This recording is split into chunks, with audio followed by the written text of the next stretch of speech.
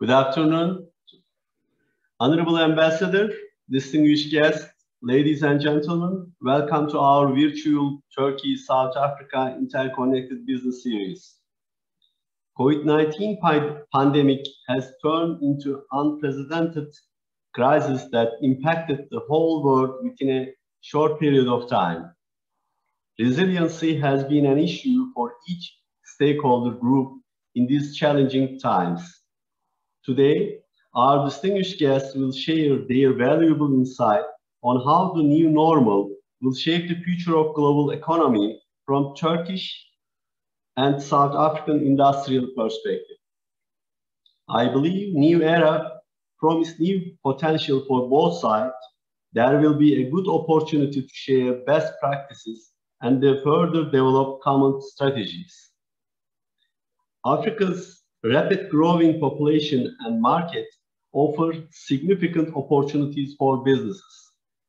It is expected that Africa will play a more active role in international system. As you know that yesterday, Ms. Ngozi Okonjo-Iweala has been appointed as the new Director General of the World Trade Organization.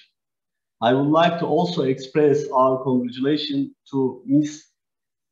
Iweala. This is remarkable as she is the first woman to ever take the lead in WTO and also first African citizen to take on that role. I trust that this visionary step will support Africans' integration to the world trade and support the continent to achieve a more active position. South Africa, as being one of the largest economies in the continent, stands out with its favorable investment climate, logistic networks, FTA with various countries. I would like to highlight some of the facts that may affect the economic development of the South Africa and the surrounding region within the coming periods. African Continent Free Trade Agreement is likely to offer companies and businesses competing on the continent access to a much larger market. Within the scope of European Green Deal, the EU aims to strengthen its relation with Africa in the upcoming period with an increased focus on the sustainability and clean energy. We also know that last year, South African cabinet has approved a goal to reduce greenhouse gas emission to net zero by 2050. Considering EU's ambition to twin transition toward climate neutrality and digital leadership, I believe climate neutrality vision of South Africa will have an important contribution to the integration of South Africa to EU value chain. Thanks to close integration of Turkey to EU rules with custom union agreement in place, Turkey and South Africa can develop further partnership for enhancing the product and production standard in the region in order to reach environmental goals. Joint initiatives can be set forth to unlock the potential toward a green and circular economy, including sustainable energy infrastructure, energy labeling of products. Also, digitalization will be a key enabler and a motivation in coming periods. Ladies and gentlemen, I would like to thank all of you for being with us today. I know that Turkish people enjoying snowing weather nowadays, and the South African friends having sunshine, but I am sure everyone is happy under the circumstances. I hope that today we will have very fruitful exchanges, and I would like to continue with opening speeches. And first, I would like to invite Mr. Kasa Kowadia, CEO Business Unity South Africa. Mr. Kowadia, floor is yours.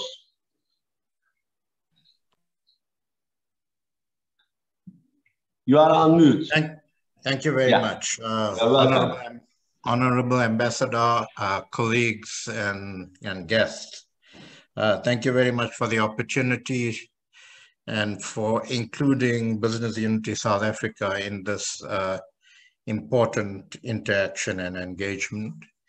Let me just quickly say a few words about Business Unity South Africa. We are the largest business organization in the country. We represent probably over 95% of businesses. We are a confederal structure, so we don't have corporates as members. We have business associations as members. So the Banking Association South Africa, which represents all the banks, is a member. The Minerals Council, which represents all the mining sector and the mineral sector, is a member. Business Leadership South Africa, which represents 100 or top corporates in the country, is a member. So we are a confederal structure. We are responsible in representing business on macroeconomic policy and legislative influence, interacting with initiatives like these, and essentially representing South Africa business to play a critical role in the development of the country and the development of our businesses. With regard to our relationship with Turkey, I think that this interaction is very important because South Africa is Turkey's leading partner, trading partner in sub-Saharan Africa, and it contributes approximately 18% of Turkey's trade in the region. Turkey is also South Africa's largest trade and investment partner in Central and Eastern Europe. So we are in different ways to each other fairly important and very critical partners in trade and investment. South Africa has, amongst things that South Africa exports to Turkey are gold, mineral fuels, centrifuges, steel, motor vehicles, and a range of others. Trade volumes between the two countries in 2019 amounted to approximately $1.3 billion. Exports from Turkey to South Africa amounted to just over $550 million, and exports from South Africa to Turkey just over $750 million. So we have a bit of a positive balance with you. But it's an important partnership that needs to grow. There are approximately 70 Turkish companies in South Africa investing approximately $600 million, mainly in mining and textile, but also now beginning to look at retail and sale of carpets and so on. There's also an increasing exchange of tourism between the two countries, and I must admit that for my wife and I, Turkey is one of our favorite destinations. We've been to Istanbul, we've been to Cappadocia, and it's a very favorite destination for us with lovely people and a beautiful country.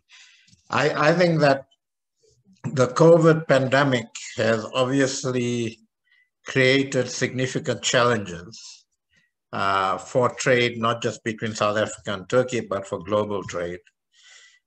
We are in the second wave of COVID, although we seem to be getting on top of the second wave in that for the last 3 weeks or so to a month, infection rates have consistently gone down. We are working with government as Business Unity South Africa, providing quite a lot of support to government at the moment to roll out our vaccine program. We've had a bit of a setback because the AstraZeneca vaccine, which we were going to roll out by now, has shown itself not to be very effective against the variant in South Africa.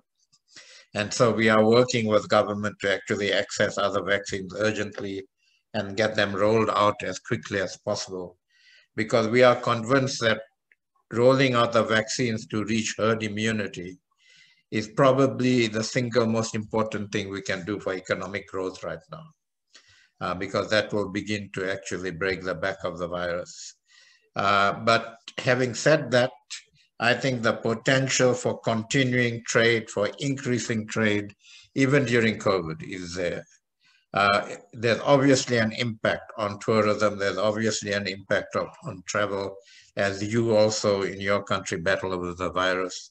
But I think that we need to find creative ways of increasing our trade and investment relationship. BUSA can certainly play a role in facilitating interaction, dialogue between particular sectors in the Turkish economy and particular sectors in the South African economy, so that between those two sectors, they can identify business-to-business relationships, they can identify country-to-country investment opportunities, and we can grow our investment and trade relationships.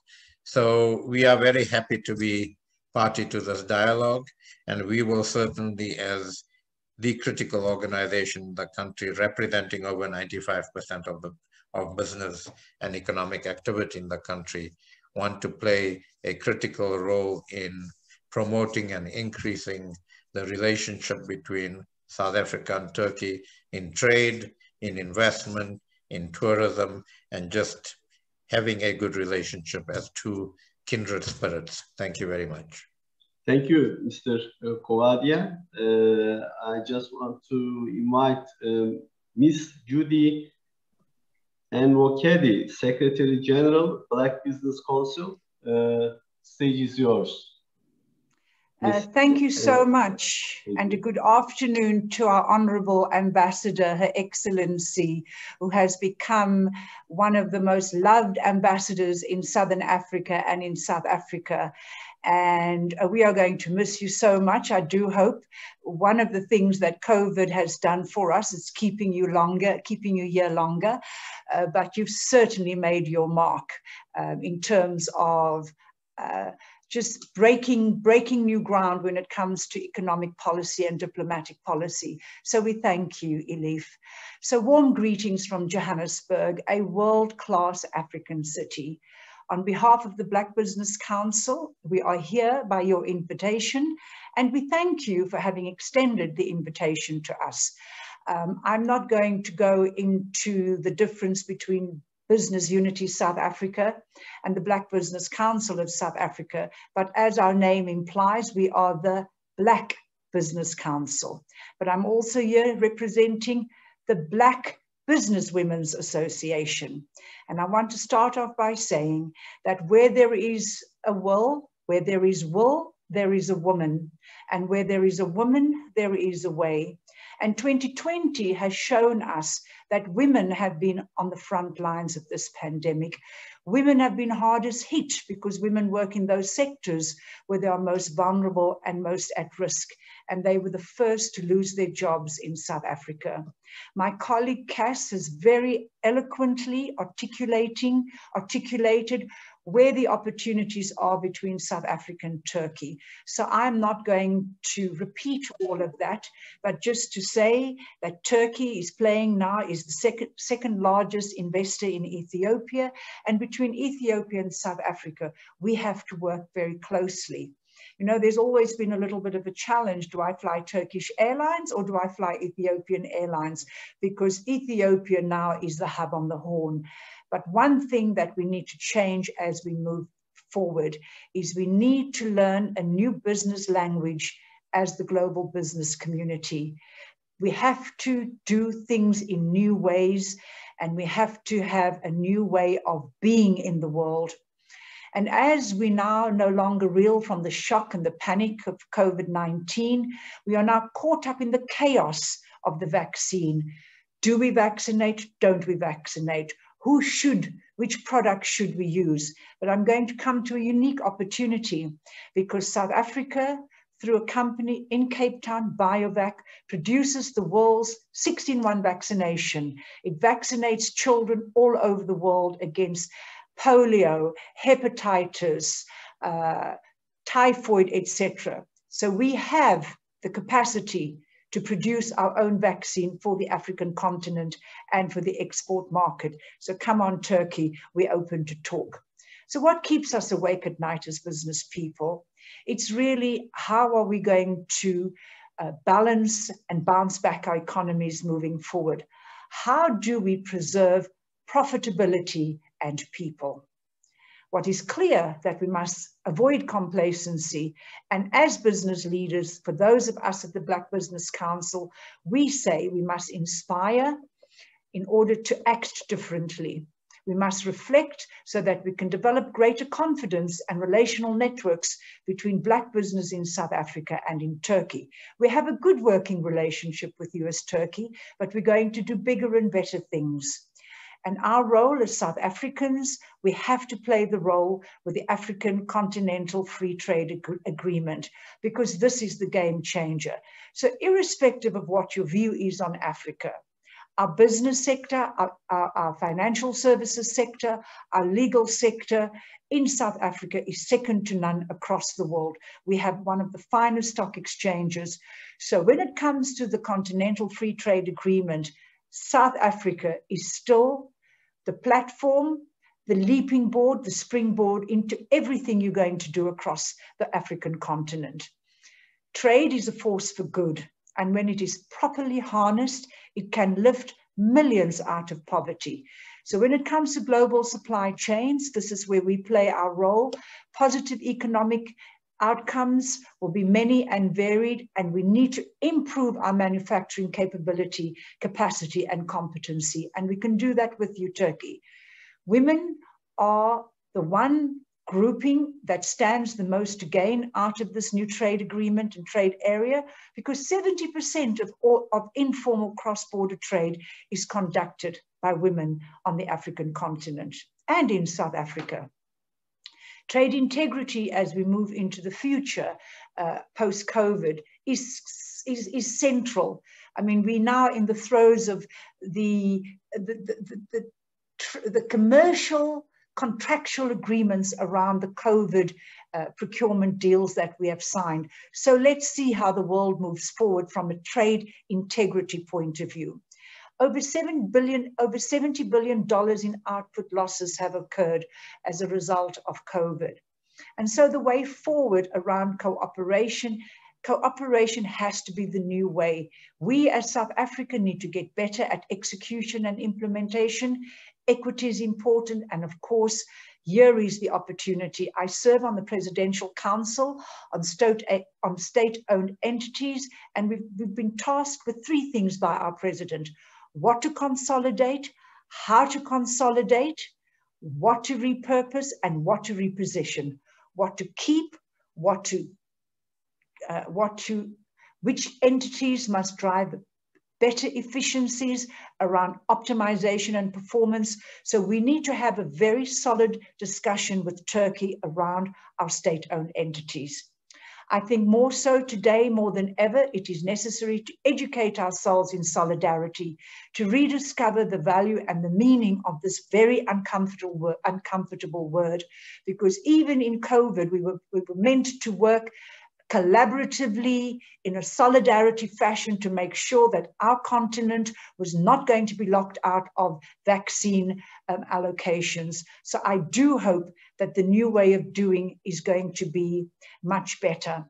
Our president, as he exited the AU as the president of the African Unity, his intervention was critical. He was determined to ensure that the very little provision by manufacturers for low-income countries, many of which are in the African Union member state, he was able to ensure and secure 500 million vaccine for us. And his successor, President Felix Tshisekedi, I get tongue-tied with President Felix's name, Tshisekedi from the Democratic Republic of the Congo. He will, of course, ensure that Africa is not left out of the way forward for vaccinations. So I'd like to leave you with this, my Turkish friends and colleagues.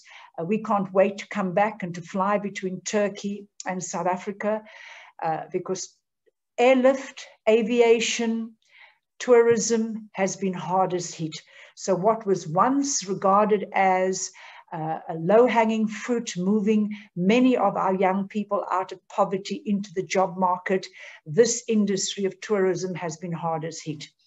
So as our president said, not in SONA, but in his address to the family on the 11th of January, he talked about the 3 C's that we need to embrace and internalize to combat the relentless spread of coronavirus. And hopefully we will not see a 3rd wave decimate us any further. He talked about closed spaces, crowded places, and close contact.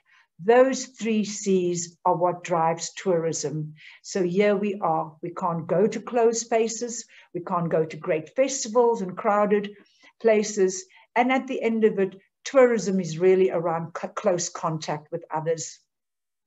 So my concluding comment would be for us as in business to re-emerge from the ashes of lockdown. We need to take a parallel 3C approach to how we behave and conduct ourselves. And that has to be C for collaboration, C for connectivity, and C for commitment. Because living in unprecedented times requires unprecedented responses and courage from all of us. Niyabonga, Siyabonga, I thank you for having us as the Black Business Council. Thank you. Thank you very much. I just want to highlight 2 major areas from your speech, takeaway for me, the women in business, and you just highlight that new agreement, African Free Trade Agreement is very important for, not just for Africa, for world trade as well. We need to focus later on this webinar today. And now I would like to invite Mr. Nail Olpak, President of DEİK. Stage is yours, Mr. Olpak. Thanks a lot, Fatih Bey. And if you don't mind, I want to continue in Turkish. I prepared my notes in Turkish. Sayın Büyükelçim, Sayın Başkan Vekili, Sayın Genel Müdürüm, Türkiye ve Güney Afrika İş Dünyası'nın çok değerli temsilcileri. Öncelikle salgını hala yaşadığımız bir süreçte hepimize sağlıklı günler diliyor. Sizleri şahsım ve DEİK adına saygıyla selamlıyorum. Evet, dünya ekonomisinde önemli bir yeri olan Güney Afrika'nın değerli iş dünyası temsilcileriyle birlikteliyiz. Umarız bugünkü birlikteliğimizden, sanal birlikteliğimizden karşılıklı yatırım ve ticaretimizi artırıcı unsurlarla çıkarız. Covid'in sağlıkla ilgili kısmına değinmek istemiyorum bir açılış konuşması içerisinde ama birkaç konuya da vurgu yapmak isterim. Evet, insanoğlunun karşılaştığı zorluklara nasıl adapte olduğunu yaşadığımız ve hala yaşamakta olduğumuz bir süreci hep birlikte tecrübe ediyoruz. Bu tecrübenin neticesinde de hayatımıza yeni kavramlar girdi. Bu kavramlar sadece maske veya temizlikle ilgili kavramlar değildi. İş dünyası açısından değerlendirdiğimizde dijital teknolojilerin ve yapay zekanın hayatımızda daha fazla yer alacağını biliyorduk. Ancak bu ivmeyle yer almasını belki de beklemiyorduk. Bu işin bir pozitif tarafı. Globalleşme iş dünyasında çok konuştuğumuz bir kavramdı. Ama biz glokalleşmeyi de konuşmaya başladık. Globalleşme ve yerelleşmenin karışımını Covid ile birlikte daha fazla konuşmaya başladık. Bir başka önemli unsur, rekabetçilikte ölçek ekonomisi kavramını biz hayatımızda çok kullanırız. Ancak Covid bize tek kaynağa ya da belirli kaynaklara, sınırlı kaynaklara bağlı olmanın risklerini de getirdi. Zannederim hayatımızda, iş hayatımızda anlamamız gereken önemli unsurlardan bir başkası bu. Bir başka konu lojistik. Biz lojistiği uzaklık ve yakınlık kavramlarıyla birlikte değerlendiririz. Ancak Covid bize ulaşılabilirlik diye yeni bir kavram ortaya çıkarttı. Hizmet ya da ürünün sizin çok yakınınızda olması ona ulaşılabilir olduğunuz anlamı taşımıyordu. Demek ki hayatımızın dizaynını bunlara göre de yapacağız. Ve tabii bir başka önemli konu tedarik zinciri. Tedarik zinciri iş dünyasının vazgeçilmez kavramlarından birisidir. Ama hayatımızın merkezinde bu kadar daha net bir şekilde yer aldığını da tecrübe etmiş durumdayız. Son olarak da güven kelimesine vurgu yapmak istiyorum. DEİK gibi 146 İş Konseyi ile faaliyet gösteren bir kurumun başkanı olarak katıldığımız programlar veya sohbetlerde zaman zaman hangi sektörlerin, hangi ülkelerin süreçten kazanarak ya da maalesef kaybederek çıkacağı gibi sorular ya da değerlendirmeler de oluyor. Bunu cevap vermek kolay değil ama bir gerçek var. Tedarik zincirini bozmadan bu süreçte ayakta kalabilenler ve muhataplarına güven duygusunu daha fazla verenler zannederim sürecin kazananları olacaktır diye düşünüyorum. Ve genel itibariyle baktığımızda da bu dönemi bu ana kavramlar üzerinde orta ve uzun vadede değerlendirmenin önemli olacağını düşünüyorum. Elbette evden çalışma, uzaktan çalışma gibi kavramlar da önemli ama sadece onlar üzerinde durmak iş dünyası temsilcileri açısından yeterli değildir. Evet, her iki ülkenin iş dünyası temsilcileri olarak bu etkinlikte birçok parametreyle birlikte bu hususların da göze alınmasını temenni ederim. Şahsen geçmişte Güney Afrika ile yoğun iş ilişkileri yaşamış, hatta Cape Town'da üretim yapmış birisi olarak Güney Afrika'nın imkanlarını, yapabilirliklerini, Afrika'daki ve dünyadaki yerini iyi bilenlerden birisiyim. Bu çerçeve içerisinde rakamlara girmeden benden önceki konuşmacılar iki ülkenin ticaretinin yeterli olmadığını söyledi. Tabii iş dünyası açısından bu genel bir değerlendirmedir. Koyduğumuz hedeflere ulaşsak da bir sonraki yılda ondan daha fazlasını elde etmek gelişmenin de çok önemli bir unsurdur. Bu noktada yine ifade edilen serbest ticaret anlaşması ile ilgili görüşmelerin her iki ülkenin de tabii menfaatlerini koruyacak bir çerçeve içerisinde önemli olduğuna ben de inanıyorum. Biz DEİK olarak Afrika'nın gücüne inanan kurumlardanız. 54 ülkenin olduğu Afrika'da 45 iş konseyimizin, 45 ülkede karşılıklı iş konseyimizin olduğunu düşündüğümüzde zannederim bu inancımızı net bir şekilde de ortaya koyduğumuzu görebiliriz. Yine 2020 yılının kapanışı açısından bakıldığında Afrika özelinde Afrika Kıtasal Serbest Ticaret Bölgesi Anlaşması'nın hem kıtaya hem de kıtayla iş yapan, yatırım yapanlara neler getireceğinin de iyi analiz edilmesi gerektiğini de vurgulamak istiyorum. Ve bu çerçeve içerisinde biz Afrika Birliği ile DEİK olarak Türkiye-Afrika Yatırım ve Ticaret Platformu'nu online olarak kurmak, aynı zamanda da karşılıklı temsilciler açmak noktasında Ticaret Bakanlığımızla birlikte görüşmelerimizi sürdürüyoruz. Ben bu kısa açılış konuşmasında sözlerimi bir Güney Afrika atasözüyle sonlandırmak isterim. Dostlarımız tohum ekileceği bahçesini veya ekileceği toprağını bekler diye ifade ediyorlar. Ben zaten tohumların olduğu, bahçemizde ortak tohumların olduğu bir süreç içerisinde daha fazla o tohumların sayısını arttıracağımız düşüncesiyle katılan herkese teşekkür ediyor, saygılar sunuyorum.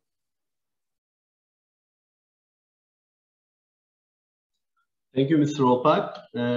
Now I would like to invite Mr. Hüsnü Dilemre, Director General for International Agreement and EU Affairs, Turkish Minister of Trade. Mr. Dilemre, the stage is yours. Thank you. Thank you very much, Mr. Biçlioğlu. First of all, let me thank you all, and this is a great pleasure to participate this forum today on behalf of Minister of Trade to highlight the areas of possible deeper cooperation between Turkey and South Africa within the value chains. We believe there exists a wide array of possibilities for bilateral cooperation. Both Turkey and South Africa are positioned as hubs for investment and manufacturing in their respective regions. Turkey's trade volume with global partners totaled $389 billion in 2020. And Turkey's exports go to 226 countries. South Africa enjoys a leading position in the intra-Africa trade, and its proven capacity in exports and imports makes it an indispensable link in regional value chains. The African Continental Free Trade Area, of course, will certainly reinforce the South Africa's position. Turkey's relations with Africa took a very positive turn with the launch of Strategy for the Development of Commercial and Economic Relations with African Countries in 2003. Since 2003, we see the growing importance of Africa in our economic relations. At present, our trade volume with Africa has exceeded $26 billion. This means a 5-fold increase in less than 20 years. And in the meantime, Turkey's direct investments in Africa have exceeded $6 billion. The cumulative value of the contracting projects undertaken by Turkey in Africa has approached almost $70 billion. Let me paraphrase our president's own words here. We have built bridges from heart to heart between our nation and the peoples of Africa. Dear participants, when it comes to bilateral trade between Turkey and South Africa, we can observe an upward trend. In fact, South Africa is the largest trading partner of Turkey in sub-Saharan Africa and a priority partner for trade and investments. Despite being regional economic powerhouses, however, trade and investment flows between the two countries fail to reflect their real potential, in our view. The bilateral trade volume in 2020 measured up to $1.4 billion in our numbers, of which South Africa benefited $314 million of trade surplus. Given the potential of these two economies, larger volumes are in fact quite achievable. Esteemed participants, COVID-19 highlighted the importance of developing local manufacturing capacities in strategically important sectors. Yet, we are about to discuss the merits of the fragmented manufacturing processes established throughout value chains. These two approaches are complementary for the simple reason that access to global value chains is crucial for attracting investments. We believe stronger investment relations between the two countries could bring a tighter cooperation in the value chains, which would further unlock joint manufacturing potentials, help develop local industries, and allow for further movement up the value chains. For example, in the automotive sector, Turkey has become a global actor, while South Africa's industrial capacity has an indisputable advantage over other African countries. The Turkish automotive industry has been an integral part of the global network of production bases through a cluster of car manufacturers and parts suppliers. In 2020, more than 1.3 million vehicles were exported to foreign markets from Turkey. Again, in the same year, 184 R&D and design centers belonging to automotive manufacturers and suppliers were operational in Turkey. Another example would be the household appliance sector. In Turkey, it's also a key sector, exporting around the world and almost $4.5 billion annually, and generating a trade surplus of approximately $4 billion. Turkey exports household appliances to 170 countries around the world. Now, let me underline the importance of existing Turkish investments in South Africa. Turkish companies are generating added value, wealth, and employment opportunities for South African people. The investments of South Africa in Turkey is recorded as $268 million. Turkish investments in South Africa is about $500 million. For example, we are very much proud of the brand Defy, which is the single most highlighted investment by Turkish entrepreneurs for good reasons. The success of Defy experience is making South African market very appealing for other Turkish entrepreneurs too. We are also proud that the Cape Town Iron and Steel Company is contributing to the South African economy in mining sector. Also, Aselsan is conducting engineering operations in South Africa and is creating valuable know-how with the contribution of South African engineers. Turkey's major brands in apparel and furniture are increasing their presence in South Africa, either through franchise arrangements like LC Waikiki, or by directly investing in retail operations within the country. We are hoping that these examples could be multiplied in the coming years, and that the existing opportunities in South Africa in sectors like mining, renewable energy, infrastructure, and manufacturing could be used better. I should also note that our joint responsibility is to ensure that the investment environment continues to improve and that adequate legal mechanisms on the protection of foreign investors, such as long-awaited bilateral investment agreement, are in place. As a final note, distinguished participants, I would like to inform you that we are planning to convene the third Turkey-Africa Economy and Business Forum in Istanbul in October 2021, in collaboration, of course, with the African Union. The forum will bring together Turkish and African business communities and allow them to explore new ways of cooperation in trade and investments. The forum will therefore be a good opportunity for Turkey and South Africa to build upon and further today's outcomes. I would like to end my words by expressing our hope to see you all there and wish you all success in today's meetings. Thank you very much. Thank you, Mr. Dilemre. You identified two major industries, automotive and home appliances. We are going to discuss the opportunities detail later on in this webinar. And now I would like to invite Mr. Yunus Hosen, Acting Head, Inward Investment Attraction, Facilitation and Aftercare, the Department of Trade, Industry and Competition. Mr. Hosen, floor is yours. Good afternoon, everybody. Good afternoon. Honorable ambassadors, members of DIC and distinguished guests, it's indeed a pleasure to address you for a few moments today. I think from my colleagues both in business, Judy and Cass has eloquently outlined the South Africa-Turkish relationship. But I think what we should do is that beyond COVID-19, I think the Turkey-South Africa relationship is coming off a low base, both in trade and investment, and a significant opportunity to expand and deepen. And why do I say this? Two reasons. One is that Turkey has an Africa policy.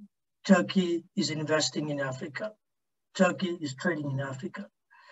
The second reason is that, as said, the Africa Continental Free Trade Agreement brings about an enormous opportunity for both trade and investment.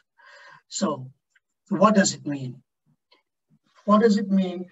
Over 90% of products, tariffs will be eliminated over the next 5 years, and a further 7% over a period of 10 years. This brings a significant opportunity. So today we are talking about global value chains, and looking at Turkey, South Africa, both countries are strategically located. Both now have significant large markets. Both economies are diversified. Both economies are at different and various levels of industrialization. But both economies have significant opportunity to work on complementarities for both trade and investment. So looking at Turkey's strengths in the global value chains, and what COVID has taught us was the vulnerability of the supply chains. And this is where I think we would want to work with partner countries. So Turkey has a fantastic value chain in agro-processing, in the textile industry, in the automotive industry, in the steel industry, in the electronics industry. Likewise, South Africa is building its industrial capability in order to prove our competitiveness and industrial capacity. We have master plans in clothing, footwear, in leather and textiles, in steel, in automotive, in furniture, in poultry and sugar. And this then gives us the opportunity now to trade beyond SADC to the east, to the west, and to North Africa. And beyond that, beyond the trade opportunity, is the significant opportunity on the African continent in terms of infrastructure development. Africa's infrastructure gap is more than $1 billion annually. And Turkish companies have significant strength in infrastructure, in construction, and likewise. The other value chains that I would look at between Turkey and South Africa, seeing that we also will be talking to the automotives and electronics value chain later, is the value chain of the aerospace, defense, and marine cooperation between Turkey and South Africa. And the second one would be in the hospitality and tourism sector. And the third one would be in the sector of healthcare. In healthcare, we would include pharma, because we know that you are already in stage 3 of your trials. There's no reason why Turkey cannot cooperate with South Africa in healthcare, in pharmaceuticals, in medical devices to work on the African continent. Now, I know that my good friend, Ambassador, and as well as Evelyn from DeFi is coming on later. But let me give you a practical example. We see in South Africa, prior to COVID, and was the significant number of SMMEs setting up in South Africa from Turkey. But what we would like to talk to is the industrial companies in Turkey. Why? When you look at what Coke did, in 2011, it acquired DeFi. DeFi was a 100-year-old company in South Africa. What did they do? They took this company, which had a market share and a brand. They made this company more efficient, more competitive, and then building capacity, consolidated, and then put in technology and innovation and build products that are adaptable and suitable for the African market. So despite fierce competition, DeFi as a brand has been able to hold its market and grow its market position and exports now to more than 34 countries in sub-Saharan Africa. And with the operationalization of the AFCFTA will bring out significant, much bigger markets for DeFi. So this is an example where I think that is for industrial companies in Turkey to study the case of how DeFi has done this very successfully, and how DeFi is reaching beyond South Africa, but into the foray into the African markets. And it's a real case of how now DeFi itself is deepening the supply chain in the electronic sector. So if you look at other industrial sectors, and if we can work as partners in complementarities in the other sectors that I've highlighted for complementarities and partnership in cooperation and development, I think then that post-COVID-19 will herald a much significant investment between trade and investment between Turkey and South Africa. So those few words, thank you very much. Thank you, Mr. Hossein. I don't want to summarize your speech. Your message very clear for us. And before handing over to next speaker, keynote speaker, I just want to emphasize one important message you just shared with us. Turkey has African policy, and Turkey is investing in Africa. This is very crucial and important message you just shared with us. And we have a keynote speaker here. After Ms. Judith's speech, I realized that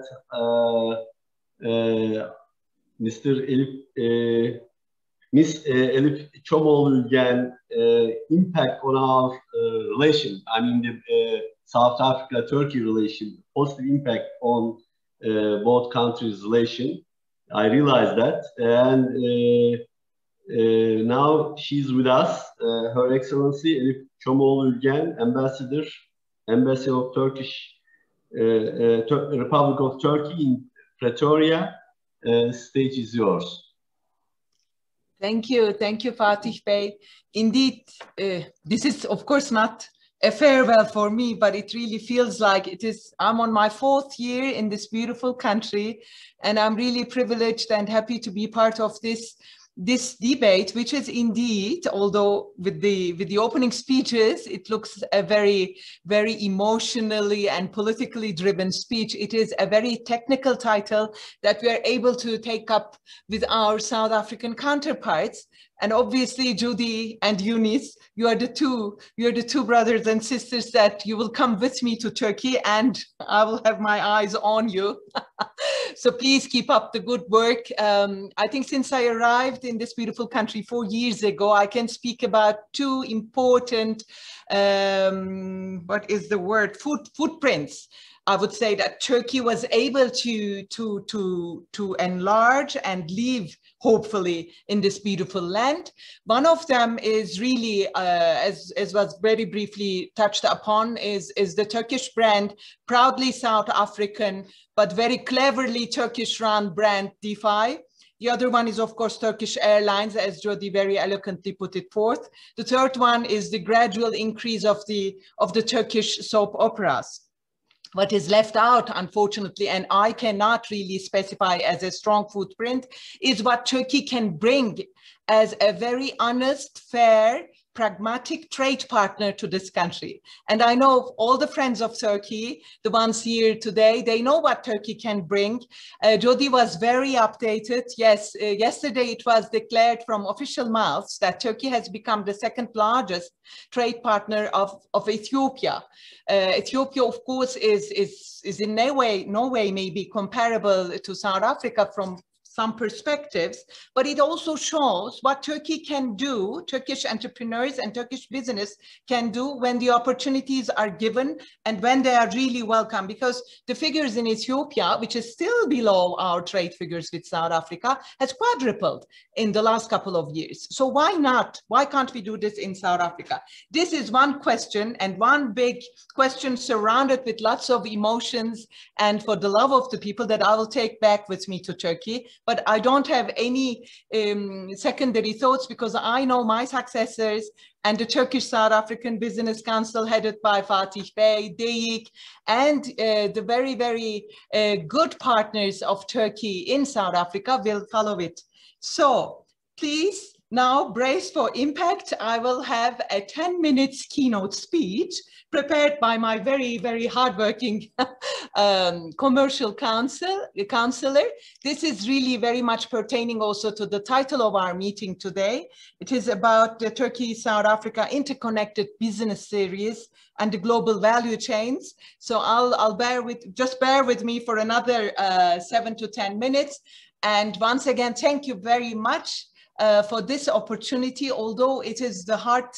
I mean, we are going through very difficult times, and I still don't feel very comfortable when we are not in the same room, when we are not sipping the same, coffee or tea and eating from the same basket. It's still great to have been surrounded by friends.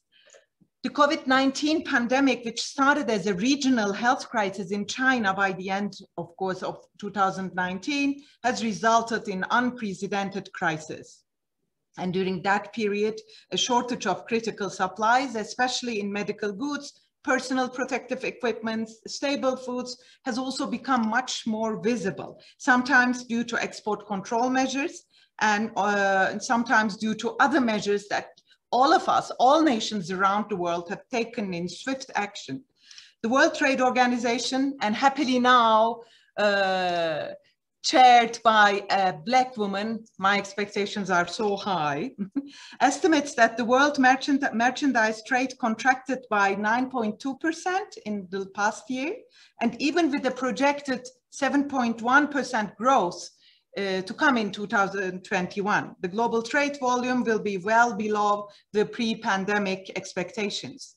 As a result of this economic shock induced by COVID-19, and containment measures, the IMF, in its most recent World Economic Outlook update, expects the global economy to contract by 3.5% for 2020. After decades of strong positive growth, the GDP of the African continent is expected also to contract for the first time. Sub-Saharan Africa is expected to post a 2.6% contraction in real GDP, while the South African economy, which I may call the engine, of course, of the region, is expected to post a negative real economic rate of almost 7.5%. The severe impact on the economy is, of course, very much related to the hard lockdown measures. However, when restrictions on movement and economic activity were eased, we also observed a strong recovery in production and consumption. This is an encouraging sign, as one may expect that with focused and timely efforts to economic recovery, South Africa could manage to attain a stronger growth trajectory in the post-COVID era. Our authorities in Turkey, taking into account the capacity of the existing health infrastructure and the risks prevalent, have taken a proactive approach since the beginning of the pandemic. With focused and well-thought measures to protect the public health and with a view to minimizing disruptions to the economy, we were able to continue business as much usual as before COVID. Thanks to the adaptability and flexibility of our business community, combined with targeted fiscal and monetary interventions by the government, the Turkish economy is now expected to be one of the few which will post a positive growth in 2020. The IMF again very recently revised its real GDP growth expectations for Turkey to 1.2% for 2020, with an estimated of 6-point growth in 2021. And as we say, inshallah. Yet we all have observed that none of our economies are immune to such global shocks with the interconnectedness of the global economy. And to manage similar future shocks, we will have to rethink how to build more resilient systems. The global value chains in their current form are designed to increase efficiency and reduce costs by diversifying production centers along a long chain throughout the world. However, we have all observed that at the height of the pandemic, the global value chains couldn't respond swiftly in alleviating shortages of raw materials, intermediate or finished goods. Many companies relying on single source suppliers or being part of the long global value chains couldn't access necessary production materials at this time, as the system is designed to provide intermediary goods just in time when they are needed. When this chain is disrupted, the firms that did not have the flexibility in diversifying their supplier base were hit hard in their production operations. Just to exemplify, in South Africa, as in other parts of the world, the automotive sector, which is one of the most integrated sectors in global supply chains, was one of the hardest hit. Despite the recovery in the third quarter, the new vehicle sales dropped and export contracted by almost 30% during 2020. You can imagine the serious impact on the overall economy, as this sector alone contributes to 6.5% of the South African GDP and 27.6% of all manufacturing output and almost more than 15% of all South African exports. Also observing the relatively high dependency to Chinese and European markets in terms of both imports and exports, one may argue diversification of suppliers should come into focus more to build a more resilient system. Experiencing the downsides of COVID-19 and the inflexibility of the global supply chains, the business community is nowadays giving renewed consideration to finding ways to minimize supply chain related risks. Digitization of the supply chains, diversification of supplier base, regionalization and localization of value chains and production centers are gaining increased attention at this time. Actually, it wouldn't be wrong to say that COVID-19 pandemic has given new impetus to already existing ideas on digitalization and automation, making use of big data analysis and integrating with suppliers through cloud computing or blockchain technologies. Risks within several tiers of supply chain could be identified and acted upon faster. Likewise, automation could help enhancing production, logistics, and shipping processes. In this regard, what needs to be given due consideration for countries like Turkey and South Africa that are striving to generate employment opportunities for their younger generations is finding a delicate balance to the degree of automation and designing systems flexibly to retain the human element. Upskilling the employees would also be a major effort in this process. Another important lesson emerging from the crisis is the need for diversification of the supplier base.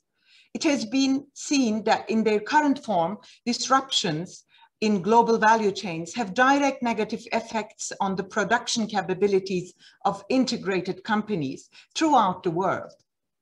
Therefore, regionalization and localization of global supply chains and creating reliable nodes of protection are gaining traction. In this regard, Turkey has proven during the crisis to be a reliable hub for production. With its easy access to European, Middle East, and Northern Africa, Russian, and Caucasus markets, as well as to the markets of its widespread FTA partners, Turkey is just a regional hub for production and is increasingly attracting foreign direct investment.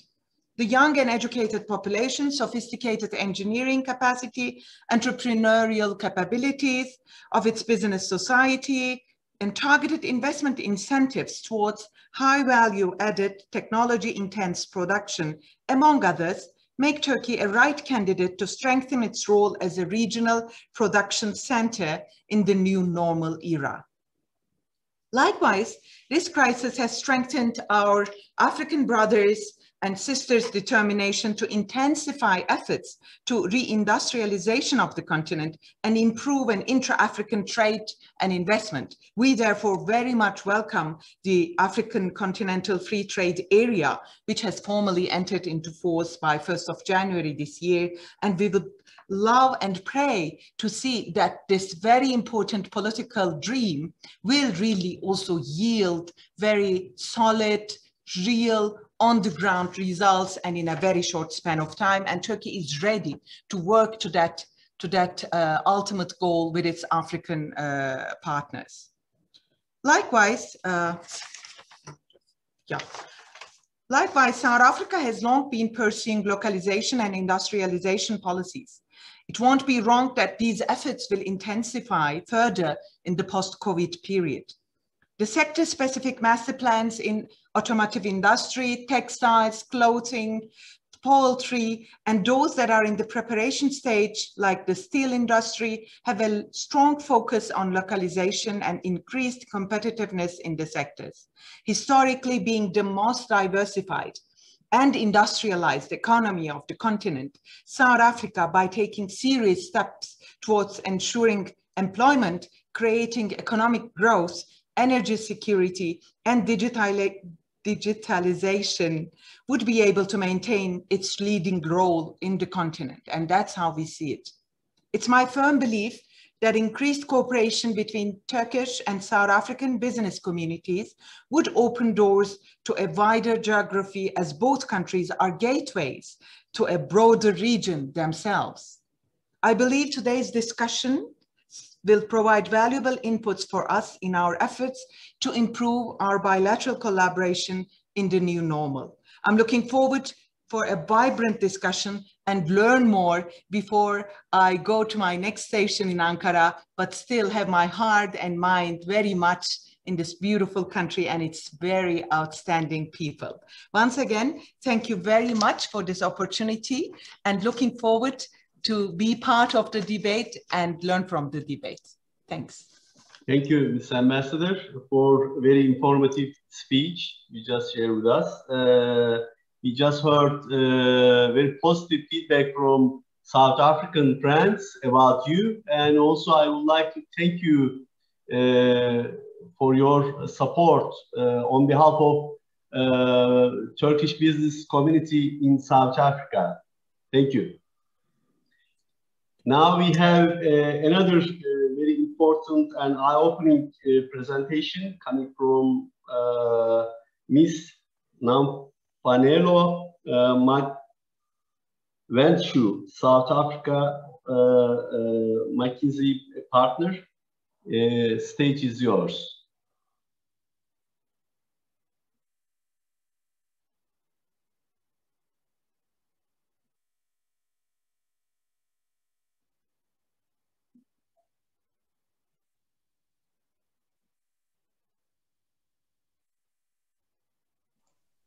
Thank you.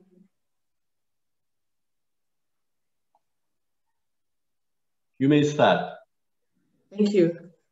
Good afternoon, and thank you for the opportunity to present today. I just want to make sure that you can share, we can see my screen, and it's also on projecting. Now we can see it. Thank you. Is it projecting full screen? Yes. Okay.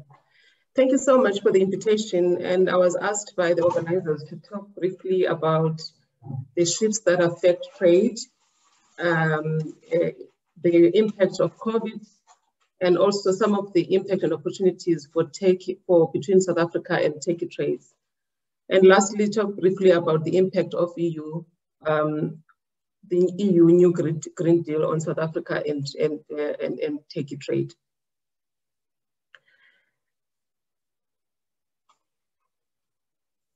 So I don't know what's, I'm not sure if my screen is showing nicely. Let me just do this. Now we are in the first page, Global Supply Chain, South Africa, Trade Relation and Opportunities. We can see it. Beginning. Okay. And then the second one, are you on the second page now? No, not yet. Oh, okay.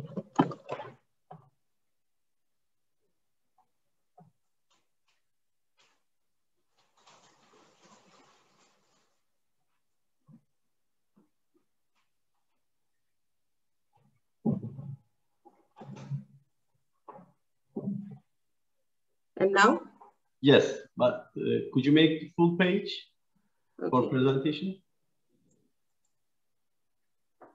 Are we now good? Okay. Now it's good. We are on the second page now. Okay. Thank you so much. I'm sorry about that. I think what I want to talk about here, which is very important for this conversation, is that we've observed that trade is becoming more regional than global and intra-regional. And if you look at this page, you can see that the trade between the EU is, the intra-trade in EU has increased to 61.5%. Intra-regional trade by 2018, similar to Asia Pacific, it was at 54.9%, which is an increase in intra-regional trade. You will see that in Sub-Saharan Africa by 2018, it was only 19.1%. And we hope by this ACFTA that is currently implemented, we will see improvement in intra-regional trade in Africa. And the reasons why companies are trading more within regions is that they want to build closer relationships with suppliers. And one of the reasons is to increase speed to market. And lastly, to increase proximity to customers. They want to make sure that the products are closer to their customers, and also this increased speed to market. Before COVID, we observed trade shifts that can be explained by 5 root causes. The 4 trade shifts that we observed was consumer trends and preferences. And the root cause that explains this, that by the growing consumption in China and other developing countries, and also consumer preference for short lead times and customization. The second shift we saw was geopolitics, and this can be explained by increasing protectionism and impetus for national autonomy driving a shift in trade relations. The third shift that we observed was technology, which the ambassador spoke at length about, which can be explained by the increase in automation and that decreases the labor cost arbitrage, and also digitization that is enabling further increase of service trade, which improves productivity and also improve customer experience. The fourth shift that we observe is sustainability. This is even more important now if you think about the supply chains and also the investments and what investors want to invest in. Increasing sustainability concerns and ESG scrutiny is important, is an important investment decision. And we also see with this new Green Deal, it will be important for South Africa to improve and increase the focus on sustainability and ESG, especially on decarbonization of the supply chains. COVID has been an added challenge, and this is expected to accelerate existing trends. In 2020, in June, McKinsey, in partnership with the Oxford, we developed some country-specific GWP scenarios for COVID recovery. There were 9 scenarios that we developed, and we conducted surveys among 2,452 executives. And they highlighted that the 3 sectors, the 3 scenarios that are likely to happen were the ones traded in blue: A3, A1, and B2. A3, A1 at the time sounded like and looked like it was the most that would have to happen, which means that if we were focusing on, there will be an effective response that will be regional, but the regional virus resurgence will be regional. And then in the middle, along the knock-on effects and economic policy response, this would have been influenced by a partially effective interventions. So the combination of effective response with regional virus resurgence and the partially effective interventions would have given us the A1 scenario, which was a slow recovery, a deep drop in GDP overall in countries, and a slow recovery. But now these figures are currently being reviewed because it looks like we're likely to be in A2 scenario, which is a quicker recovery in 2021 than expected in the A1 scenario. The impact of commodities here would be different. Commodities will behave differently in the crisis. And what we share here is 2 examples. An example of automobiles and vehicles, which has a global trade of 1%, and the behavior of cereals, which has a share of global trade at 3%. The dip of unconstrained global trade flow demand in A1 scenario that I explained earlier was projected to be 50%, a 50% decline in trade volume in 2020 compared to 2019 levels. This would have been driven by a decline in demand. Dealers were closed and consumers avoid discretionary spending on durable goods, and a decline in supply, factory shutdowns, and we were anticipating that they will be remaining low through Europe and North America, and this would have affected the impact on the commodity, on the automobile and vehicle commodity, unconstrained global demand trade flows. Compared to cereals that were expected to shift towards the demand shift towards at-home food consumables would not be such a high decline, and also high degree of production of this supplier landscape.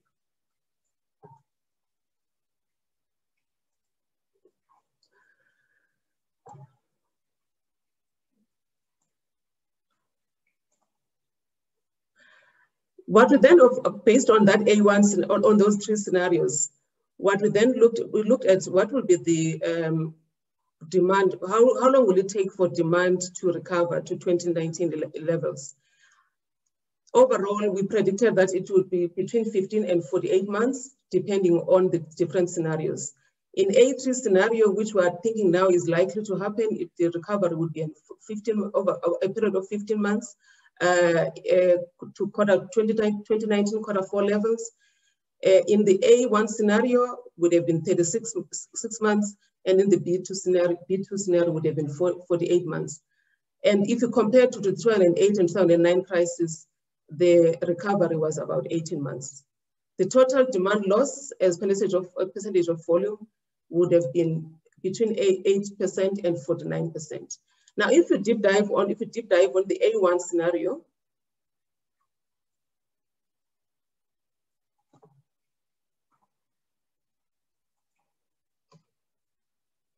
the impact and path of recovery could look very differently for the different commodities, driven by the supply and demand shocks. And if you look at some of the sectors that we spoke about for South Africa and Turkey, the automotive sector at the bottom there, that would have been impacted heavily with about 50% reduction, as I had indicated earlier. The recovery for some of the commodities like agriculture and food, the chemicals, wood and paper would have not been impacted heavily compared to the automotive sector. And the recovery we predicted at the time for A1 would have been overall for most of the commodities in the quarter 4 of 2022. This would have been driven mainly by some of the share of the sectors across the modes. So if you think about the areas that the modes that have been heavily impacted, air cargo and containerized containers would have been heavily impacted by the pandemic. In summary, of our initial learnings, and as I mentioned that this was done in June 2020, and we are in the process of reviewing this and look at what is taking into account what has happened, and look at remodeling this data and see what the potential recovery could be. Air was affected in the A1 scenario. In the A1 scenario, we looked at what areas could be impacted most. Would have been air, 40%, air cargo would have been affected by 14% reduction in 2020 compared to 2019 levels, and ocean, containerized ocean cargo would have been impacted by a reduction of 15% in 2020. And this is the summary of the recovery periods and also the impact on the global trade, as I indicated earlier, in different scenarios. But my colleagues tell me now that the A3 scenario is likely what we're looking at compared to the A1 that we discussed in June 2021, where most executives, what most executives voted for. But at this point, it looks like the lighter scenario is a quicker recovery with a dip that is 13% in terms impact on global trade in quarter 2 of 2020 compared to compared to quarter 4 2019.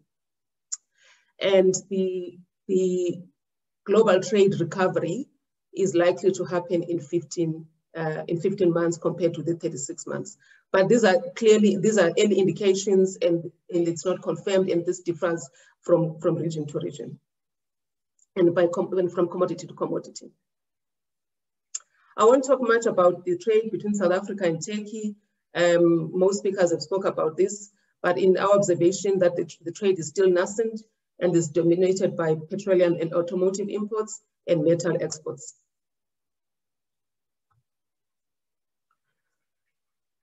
So while COVID could result into a short-term decline in overall flows, we believe there are opportunities for Turkey and South Africa to consider in improving trade. As we can see that there's very limited trade that is happening right now, and there are a lot of opportunities that we can consider. The key considerations on the supply and demand shocks, the impact on the various industries will be different, as we indicated. The second thing will be the response and recovery plan to COVID-19 from both South Africa and Turkey will affect the trade relations and the movement of trade between the two, flow of trade between the two countries. And then response from other trade partners. If the recovery from South Africa, for example, is lower, what will be the response of other trade partners for Turkey? And if recovery from trade for Turkey is lower, what will be the response of other trade partners for South Africa? The impact will be the overall decline in trade volumes, with some commodities affected more than others. I spoke earlier about the automotive and consumer products, that the impact could be the reduction in discretionary spend, resulting in lower demand for consumer goods by consumers that are thinking carefully about where they spend their money now. Petroleum, oils, coal, and similar solid fuels, with the low global energy demand due to changing consumer behavior, technology, and geopolitical shifts, and also on metals and alloys. However, we think there are also opportunities to grow share of overall trade. These are some of the indicative analysis, early analysis that we've done. That is not exhaustive. There could be opportunities to capture share from various categories as companies optimize for more resilient supply chains. For example, appliances. If currently we import appliances from Turkey, but there's an opportunity to grow and take share from some of our trading partners, especially if you think about the close proximity of Turkey to South Africa, and also the focus on intra-regional trade. There is an opportunity for Turkey, which is close location to South Africa, and South Africa to trade more and take some of the trade from some of our trading partners like China, for example. On clothing and textile trade between Turkey and South Africa, we believe there's an opportunity for growth. We currently import more from India and China more than Turkey on textile. Similarly to organic and inorganic chemical compounds, we import this from the USA more than we import from Turkey, and also for agricultural products such as live animal trade and cereals. There are also opportunities for trade in new categories and as businesses innovate. Some of the innovations that we learned from Turkey, like lithium, better trade, that's an opportunity for South Africa to import from Turkey or Turkey to export to South Africa. Currently, we import most of those from countries like Japan. And lastly, meat products that we currently mostly import from Brazil. So if there is improved trade relations between South Africa and Turkey, and the recovery from COVID-19 and the response from these two countries is better than some of the trading partners, these are the opportunities where they can capture growth of overall trade. Lastly, I was asked to comment on the EU Green Deal. This will drive the low carbon transitions for both South Africa and Turkey and will have a significant impact on trade. If you think about South Africa, South Africa is committed to the Green New Deal, which aims to build a more socially and economically just green and renewable energy powered economy. And Turkey will likely reposition itself to remain competitive with the EU through the Dyke Green Initiative. So if achieved, this could have significant implications for trade in the long term. The first thing that we observe is that a decline in greenhouse gas emission intensive categories. The second area will be growing competitiveness of energy intensive categories. Emergence of new sectors of trade, such as green economy, will gain momentum. Categories across the renewable energy value chain could represent opportunities for trade. Lastly, potential shifts in trading partners as companies continue to regionalize their supply chains to reduce their carbon footprint. Both South Africa and Turkey could win market share and offer a nearshore opportunity. Some of the considerations for the two countries: establishing a Turkey-South Africa trade as a significant share of imports and exports for both countries will require growth by order of magnitudes if we had to achieve this aspiration. Now, some of the questions to think about are: which are the categories that could deliver this growth? What will it take to achieve the step change in volumes? And what role could they play in enabling this? Those are my comments, and I'm available now to take questions. Thank you very much, Ms. Meg Venture, for this presentation. You have brought a lot of ideas, discussion points for our panel. At this stage, I would like to invite our moderator, Polat Şen, who is Vice Chairperson, DEIK Turkey South Africa Business Council. After this stage, he is going to moderate the two panels: bilateral relation between Turkey and South Africa, opportunities and cooperation areas. The floor is yours, Polat. Thank you very much, Fatih Bey. Ladies and gentlemen, until this time, we have listened great insights from our distinguished speakers on global trends that have been accelerated by COVID-19 pandemic and how the future of value change will evolve in this respect. These valuable contributions gave us a holistic perspective which constitute a baseline before our panel discussions. Now we will concentrate on more sector-specific analysis. In our first panel, we will talk about bilateral relations between Turkey and South Africa and possible cooperation areas from automotive, steel, and engineering industries perspectives. Our honorable guests represent increasingly strategic industries which have the catalytic role on their country's economies with their important contribution to GDP, employment, and technology improvement. Allow me to introduce our esteemed speakers. Mr. René Mouthilal is the Executive Director of National Association of Automotive Component and Allied Manufacturers. Mr. Kaiser Nyatsumba is the CEO of Steel and Engineering Industries Federation of Southern Africa. Mr. Ali Fazit Böğet is the Deputy Manager, General Manager of Akım Metal, which is a member of Turkish Automotive Supplier Association.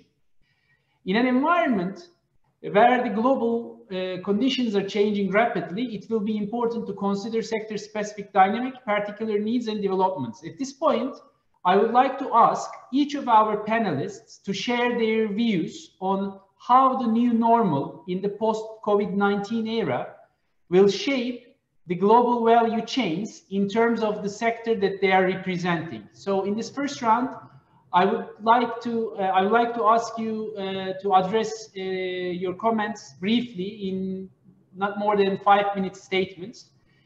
So firstly, I'm going to be asking to René, can we have your views from the South African automotive industry point of view? René, floor is yours. Yeah, thank you very much, and appreciation to the Turkey Foreign Economic Relations Board for putting the event together and kindly inviting us, myself particularly as a representative of NARCAM and I suppose the autos value chain in South Africa to be part of it.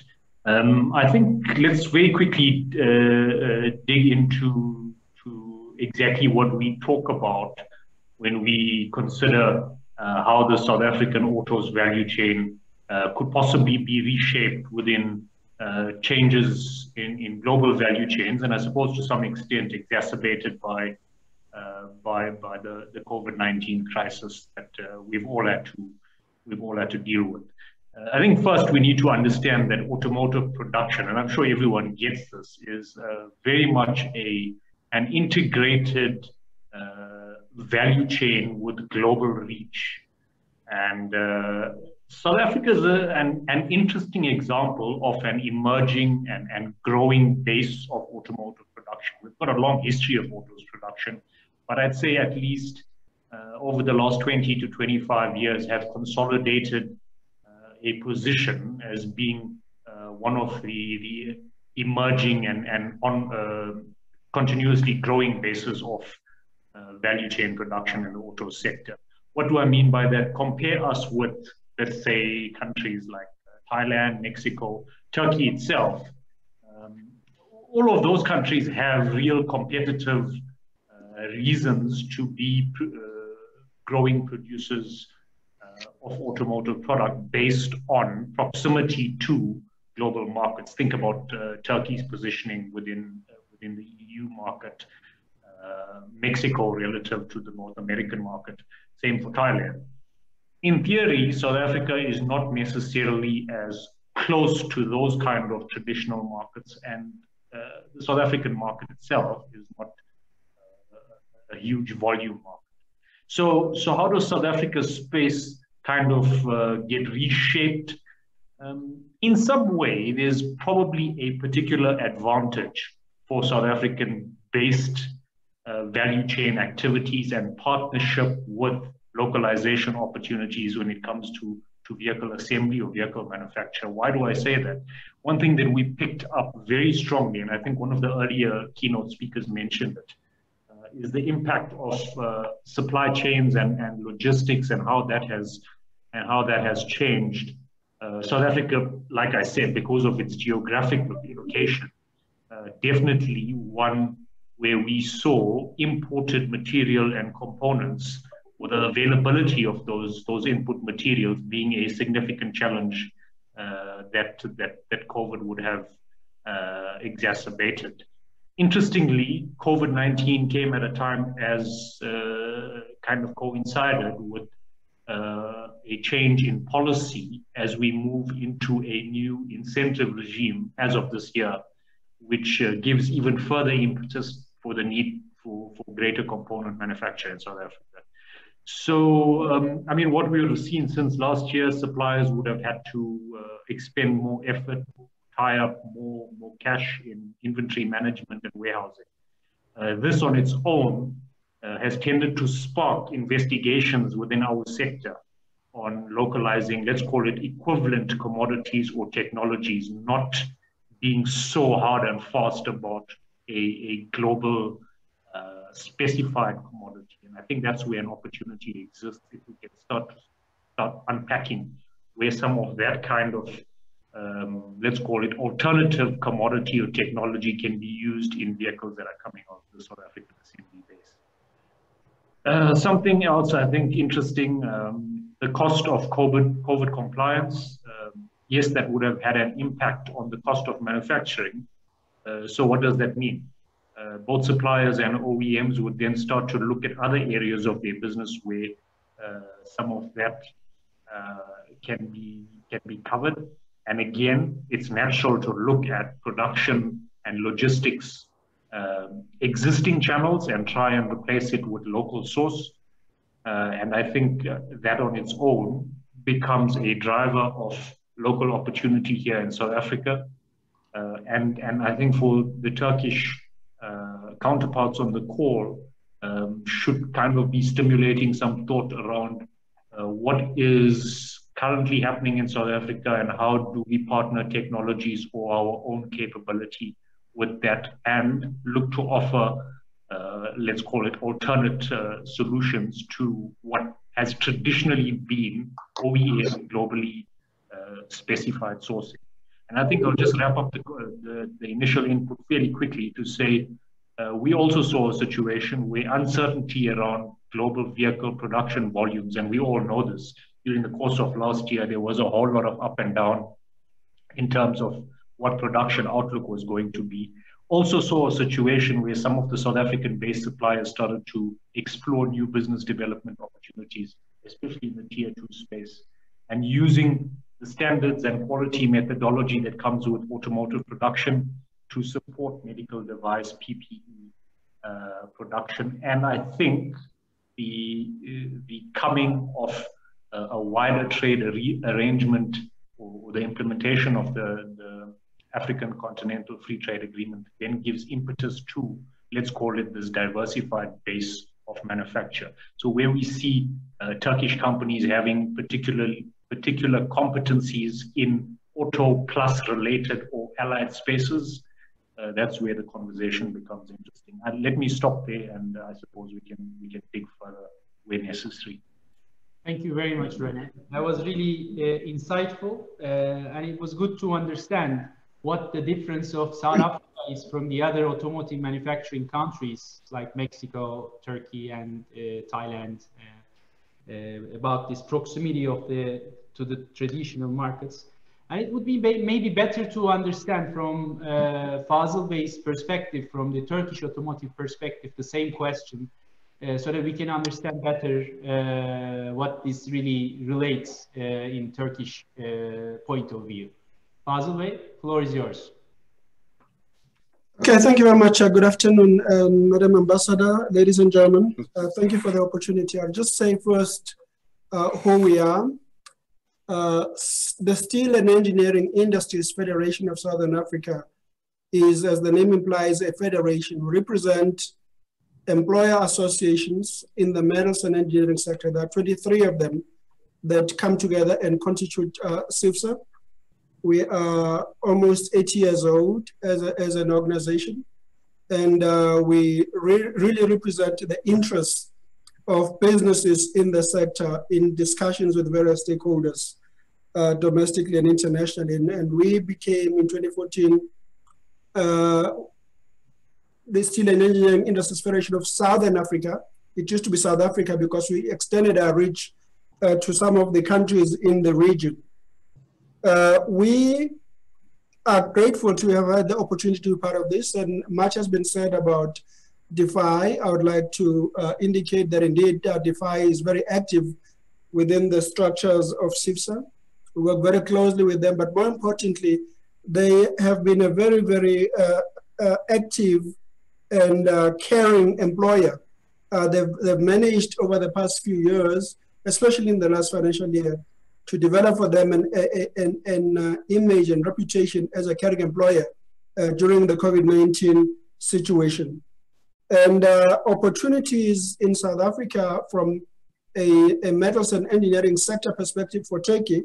One had the opportunity in 2015 to be hosted in Istanbul by Karadeniz, that Karadeniz Holding that was very interested in exploring opportunities of supplying power in South Africa, given our acute power shortage. We continue to have a power challenge here. And so through Kapowership, there was an interest in ensuring that there's a ship along one of these coasts in South Africa supplying into the local market. I think that is still a possibility in the short term. It's an opportunity that might still exist in the short term, as some of the plans that the government has outlined are being put into operation. As everybody has indicated, the African Continental Free Trade Agreement is a massive opportunity for the sector. Firstly, the metals and engineering sector, domestically and internationally, supplies domestically to 3 important sectors. So Renai's auto manufacturing sector is one that is a key customer of ours. We take a keen interest in what's happening in that sector. We take a keen interest in what's happening in mining as well, as we do in construction, because those are very, very related sectors that our member companies supply to. And so when mining is doing well, the sector does well. And the produce from the sector domestically has been provided to those sectors. But as far as exports are concerned, Africa has been the biggest export destination.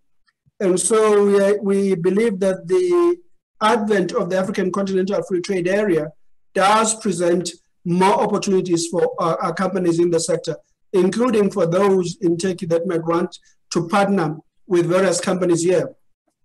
Now, the companies in the metals and engineering sector, there are about 10,000 of them in the country. So it's a significant sector of the economy that contributes about 3.5%. There is about 25% of manufacturing and about 3.5% to GDP. However, the vast majority of the companies are small and do not have the capability to invest in the latest technology to ensure that there's an improvement when it comes to production efficiencies. So the majority of them would be companies that employ between 10 and 50 people. So that constitutes about 66% of the companies in the sector. They are the steel fabricators. There are, of course, the major companies. There's the well-known primary steel producer. There are other companies that are multinationals and that are listed companies, but they are in the main small. So there would therefore be an opportunity potentially for companies based in Turkey that might be keen on participating in the sector in South Africa to partner with some of the companies in the local market. I will end there. And as far as the question that has been posed about the opportunities for new normal, there are two. One is the government is implementing or is committed to implement an aggressive infrastructure project in the country in order to stimulate the economy in the aftermath of COVID-19. That's something that is of keen interest to us. And therefore, that will be part of what would stimulate this sector and other sectors of the economy. And it is a commitment made following the COVID-19 situation last year. The other one that is very important is that there's been reference made earlier by Mr. Hussein, to the various master plans. Now, we don't have yet a steel master plan. It is in the making, has been in the making since 2019. We've had various discussions with the Department of Trade, Industry and Competition, with Minister Patel. We've made inputs. We saw a first draft of the steel master plan last year. So we are waiting the finalization of that steel master plan. And so that for us would again be an opportunity that potentially could revive a business in this sector. Thank you very much. Niyaksumba, I'd like to thank you very much as well. Let's move on to Fazıl Bey from the Turkish Automotive to understand better from the Turkish automotive sector perspective. Fazıl Bey, you have the microphone. Thank you, Polat Bey. First of all, thank you for this opportunity to attend this event as a speaker. Before I begin answering your question, I'd like to introduce our group companies very briefly. We supply many products to various OEM and Tier 1 companies in automotive and home appliance industries. With our capabilities in machining, aluminum die casting, plastic injection molding, and assembly, together with our R&D capabilities, including mechatronics design, power electronics, embedded systems, and software development. We have also our own brands for servo motors, CNC machines, and LED armatures. We are a group of 2,500 people in 6 different locations, including one in Romania. We have experience in overseas investments. When I come to your question, pandemic conditions show that OEM need to diversify their supply chain, not only based on price and quality, but also on location of their suppliers. They need to keep enough alternatives alive and competitive so that they can switch easily during difficult conditions. It will be a challenge for suppliers like us to stay competitive if they are close to some OEMs using various cost-saving methods and continuously developing our production and R&D skills. Also, it will be another challenge to expand our business to other countries to be closer to our customers. Developing global production skills, or like McKinsey explained, Ms. Non-Fanello, localized or regional production. It will be a desired option for not only car manufacturers, but also for their tier 1 suppliers or home appliance manufacturers like DeFi in South Africa. Turkish automotive industry has a strong position here for establishing successful solutions with OEMs as a result of various capabilities of production and R&D. OEMs and tier 1 suppliers can first train and encourage their targeted suppliers, target panel suppliers, or I would say partners, to be with them or close to them. Of course, countries which host those manufacturers should offer attractive solutions and incentives for this type of establishments. Finally, it's very critical for us. We have to be close to, we have to have accessibility to raw material sources. That's why I have to mention each manufacturing zone, each manufacturing zone must develop their own raw material sources, if possible, in order to overcome shortages, logistic delays, and extremely high prices, which we experienced in the last several months, which are coming from China or their consumption, high consumptions in China or Asian countries. In Turkey, we have been experiencing shortages for this problem. So if we consider any investment or production in other countries, this should be overcome somehow.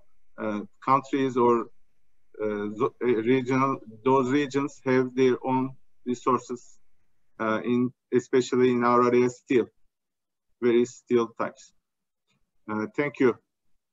Thank you very much, Fazıl Bey, for the valuable insights. Now that you have touched upon this crisis of raw material supply and also the prices has been affecting both the automotive industry and the other industries as well very negatively. So I'd like to get back to Mr. Nyatsumba again. Considering the increased raw material prices worldwide, how is the South African market affected from this change, and how different precautions are taken by different industries? Mr. Nyatsumba? Thank you very much for that question. The one thing I forgot to indicate is that the sector is extremely diverse. That's why there are 23 employer associations. So they're organized sectorally. Now, in response to that question, there are some subsectors that are not as affected as the others would be. And therefore, in their case, in fact, some of them are doing very, very well. However, given the price increases of some of the input factors, there is very much, there's right now, many companies are struggling to survive. Some have what we call short time. Many people are not working at all, so that they produce to meet the demand. And therefore, capacity utilization at the various factories is low because demand is low. We've had also an additional challenge here, that there has been a shortage of two major inputs. Still, there's a steel shortage in the country at the moment. We have a meeting set up next week with the CEO of ArcelorMittal to discuss that and to see what possible solutions there could be to that. But we currently, as a consequence of decisions taken at ArcelorMittal, given the low demand that they've had to cut down. And so the sector is experiencing low steel demand levels. We also are experiencing a shortage of oxygen, because oxygen has been used, obviously, at the various hospitals, given the high levels of people who have been hospitalized. So those would be some of the inputs that have been in shortage. However, there are some companies, small in number, that were able to take advantage of opportunities presented, because there were some opportunities presented by COVID-19, that were able to change their production and start producing, say, for instance, ventilators. And so those have done well, but not the vast majority of them are barely surviving, given the challenges to which I've just made reference. Thank you very much, Mr. Niyatsumba. Let me turn to René. Considering all those developments and trends, all the prices, this COVID issue that wasn't expected, global challenges and the trade disputes at the same time, how is the automotive sector affected? Could you please elaborate on specific parts and components that shall be concentrated for the competitiveness of the industry itself? Ronnie? Okay, so can you hear me? Yeah, so I think we've got to maybe just distinguish parts of the industry that segments of the industry that we talk about when it comes to parts and components. And if we're talking specifically in an OEM assembly perspective, again, just South Africa will be no different to any of the other bases of OEM assembly, in that the bulk of input subcomponents will tend to be dictated to by global source. If anything, like I said earlier, how is it that we, let's talk specifically in a South African context, position ourselves to pick up greater or alternate components, subcomponents, parts, whatever you want to call it, that fit specifications of global source requirements? And I was listening to what my colleague, I think it's Mr. Boyette, I hope I'm pronouncing it correctly, what he was talking about in terms of the challenges a Turkish-based, let's call it tier one supplier, I'm assuming he was talking at tier one level, would find in trying to expand its business into other sources of production. Yes, there's a really strong incentive package that exists for production in South Africa. But now more than anything, the business case has been strengthened by what we've seen, disruptions in the supply chain brought about by COVID, and trying to plan for that. I think it makes the case for technology partnerships from the large Turkish tier one, and I suppose to some extent tier two companies, to look to find opportunities with South African companies. If you want to talk about non-OEM specific segment of the market,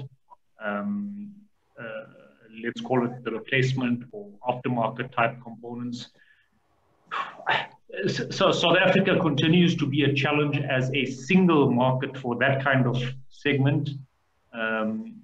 particularly from the fact that our domestic vehicle sales environment has not been a kind of stellar from a growth perspective over the last years or so. And obviously the impact of COVID on consumer confidence and the vehicle purchasing domestically then impacts on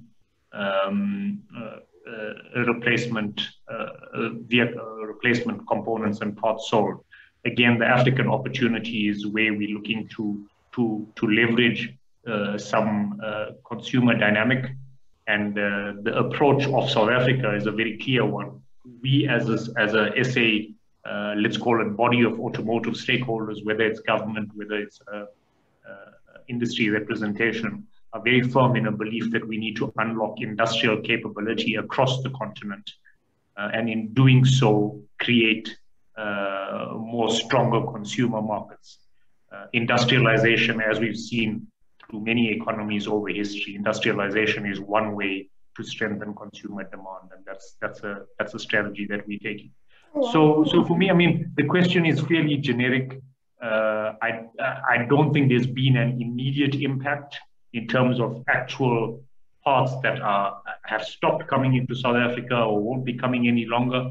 I think the challenge is for us as a sector to start identifying where we can play in different parts of global sourcing versus what we've traditionally been doing. And that comes from the relationship between OEM and its supplier base. Thank you very much, Ronnie. That was helpful. Being aware of time, I'd like to ask my last question to Fazıl Bey to tell us about your experiences during the pandemic and the actions that you have taken. Can you please elaborate on the key technologies and steps to be taken bilaterally by Turkey and South Africa in order to eliminate the threats and create new trade channels and build more resilient supply chains in the future? Fazıl Bey?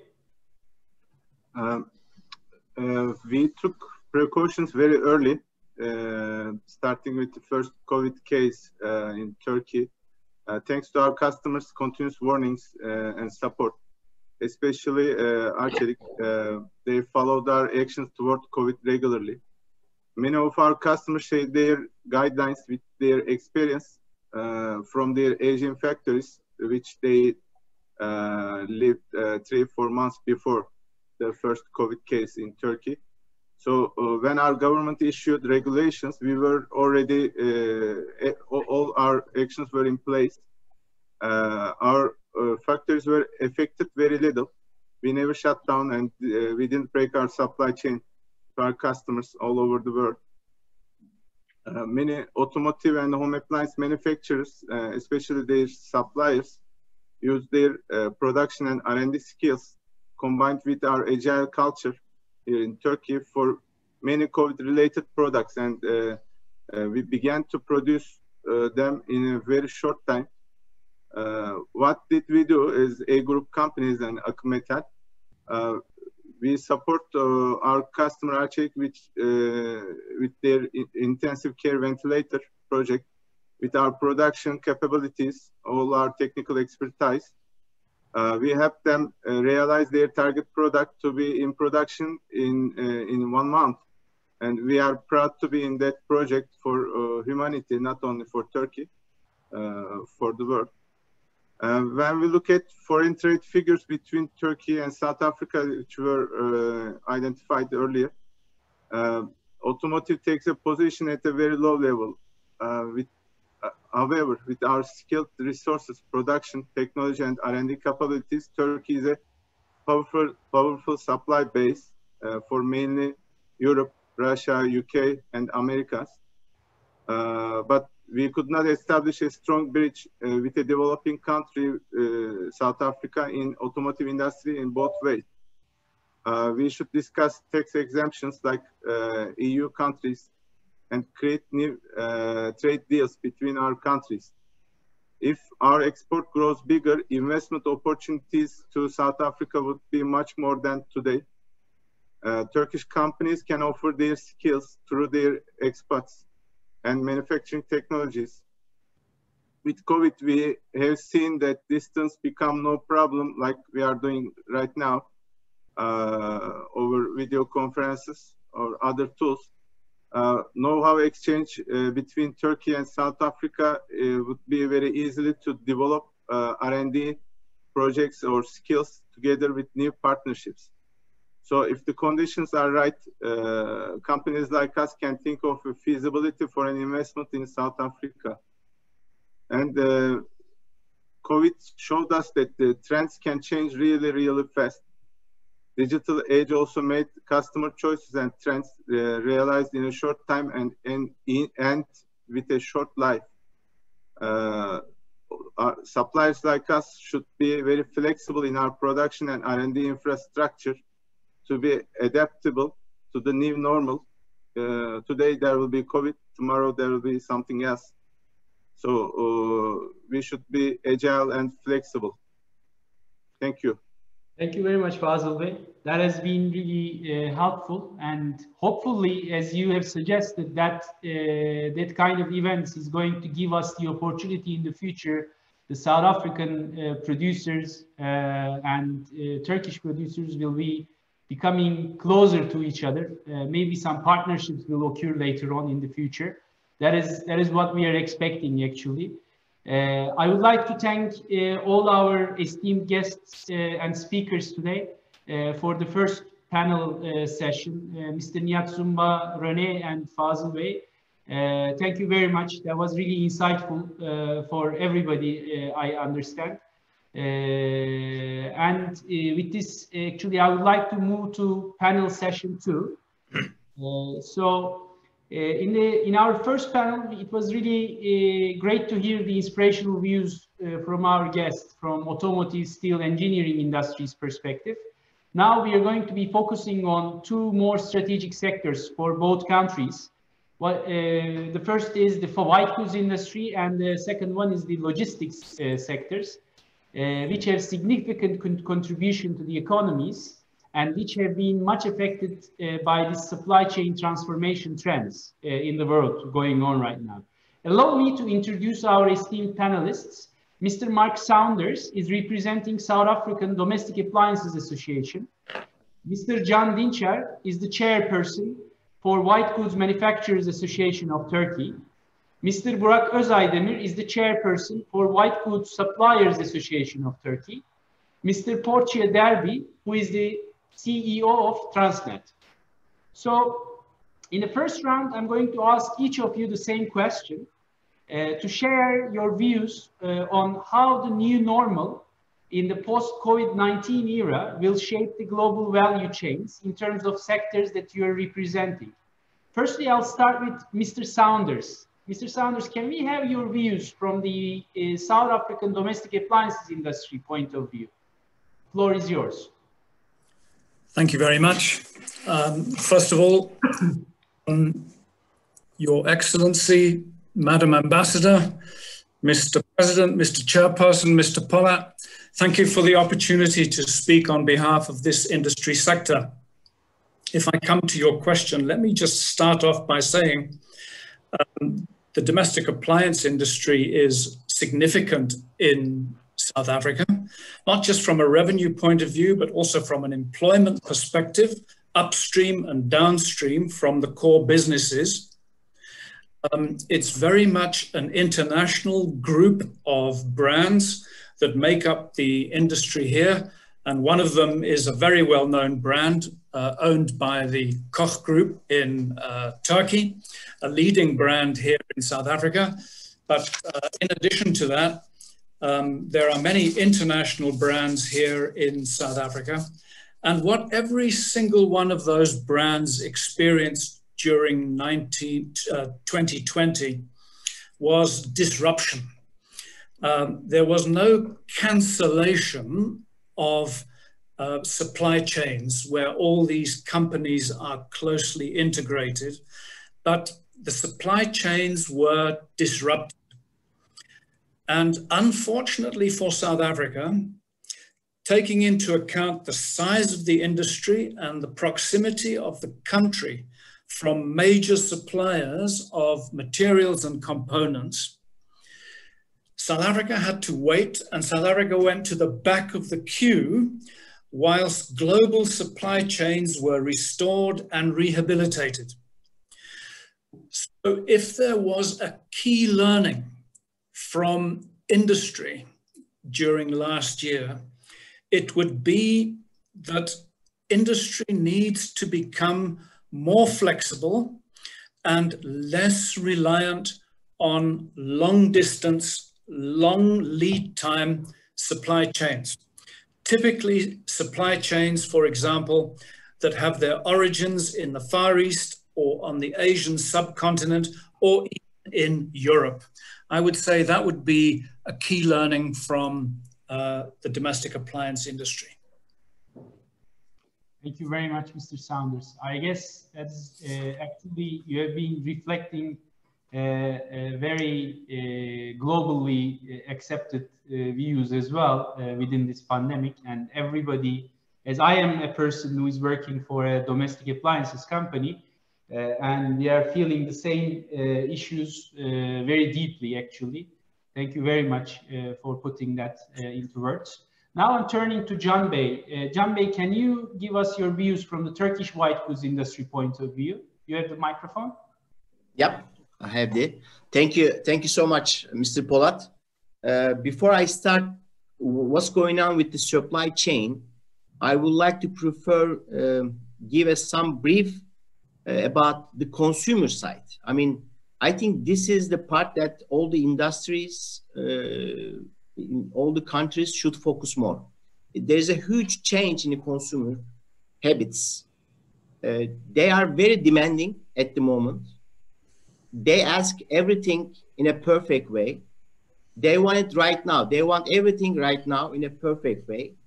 And they don't care about how your brands are worldwide, the biggest brands, the much valuable brands. They care about the best service.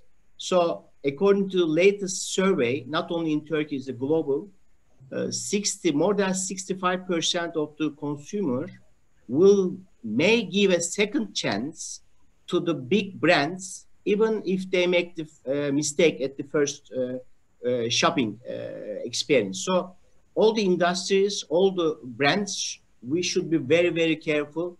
We should design all our process based on this new consumer. So this change, this digitalized change, we have to bring all this change in our supply chain, the production, shopping behaviors, and the after-sales service as well. This is, I think, the best definition of the new consumer. So we have to focus their way of new habits. So based on the supply chain, Turkey is a very strategically advantage to the European ones, the European manufacturers, and even what we see in the pandemic time, they closed the manufacturers, but Turkish manufacturers managed to run the business. So I can say the supply chain, Mr. Polat, at the beginning as a big threat for all Turkish producers, but become a big opportunity at the end, because we managed to fulfill the demand in a very rapid term. Thank you. Thank you very much, Can Bey. Indeed, you are very right, actually. We see that all around the world, all the big white goods appliance manufacturers are making record sales, and they are really announcing good results, year-end results for 2020. And I see that that is really, it's been an opportunity. It's been catastrophic in the beginning, but for this sector itself, it really sounds like that the industry has taken this as a good opportunity. But I know that, you know, the problems of the white goods industry and the suppliers of the white goods industry is a little bit different than each other. So that's why it would be better to have some more perspective from the suppliers industry point of view. Maybe Burak Bey, who is the president of the Turkish white goods suppliers industry, Maybe he can give us some more insight about what is the difference of the suppliers than the sector itself in terms of this global value chains issue. Burak Bey, the stage is yours. Thank you, Polat Bey. I welcome. Thank you for everybody for having us here on this wonderful session. I try to share my screen. I hope it's visible. Yes. So I will give a very brief introduction on Beysat. We have 187 members, all producers in Turkey, and our goal is to increase the performance in industry by knowledge sharing. And we try to follow this agenda for also in the COVID era. And for this, we have a general strategy framework that we follow. The idea is to make Turkey the leading center. And we do this with strategy documents that we prepare every 2 years. The last of which was prepared in 2020. We just actually launched this one at the same time that the first COVID case was announced in Turkey, so it's just coincided. And the main ideas are in this is actually we have the main framework is we would like our members to design and produce high value added products to increase their profitability by actually speeding Industry 4.0 investments and supporting them with people and also by internalization and export activities. So this, we see this the strategic framework for our members and our sector. So our idea is to increase the exports, strengthen the industry in Turkey and speed the transformation in Industry 4.0. We do different activities on these fronts.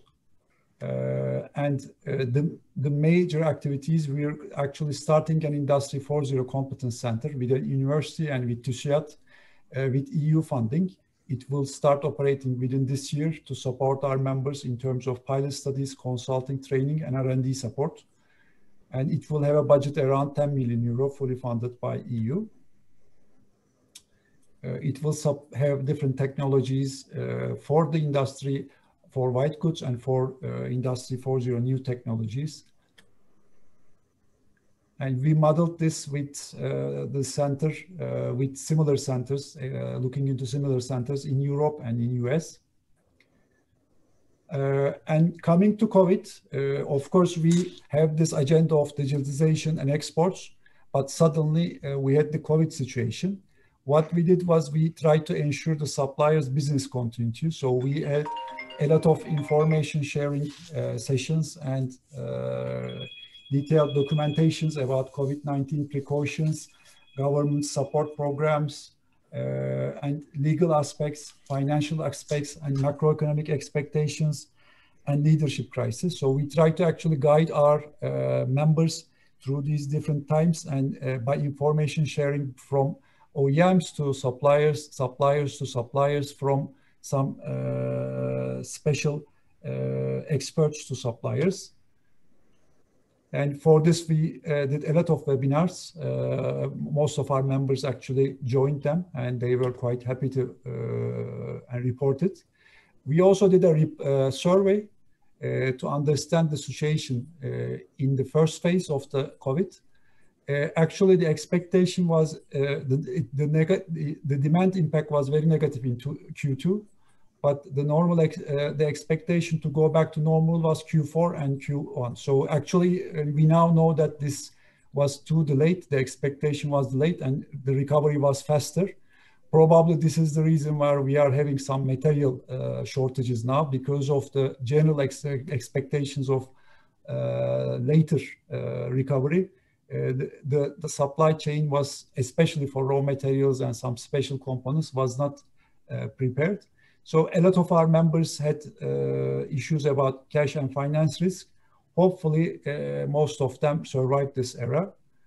We also try to share the information and expectations of the OEMs. We made different interviews, and they were joined us in sharing their views, and this put a good perspective for our suppliers. Then we made a analysis, what's called the PESTEL analysis. This one is in Turkish, but the main parts are like this. So the key takeaways when we examined the COVID-19 in a strategic perspective is, we were worried that the trade protectionism can increase. So this we put as a threat. The shortening of supply chains could be an opportunity for Turkish suppliers for the European supply.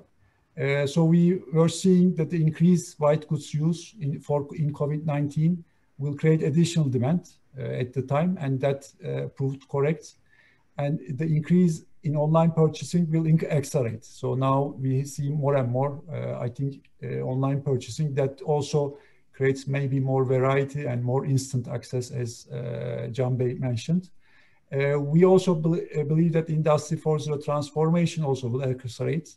The issues we have with COVID actually creates more need for digitalization.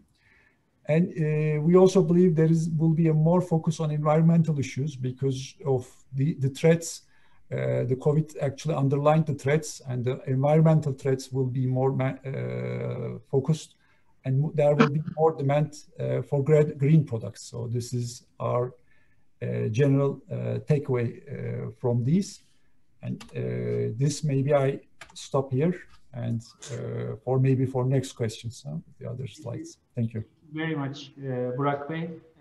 That was helpful to understand the suppliers industry point of view.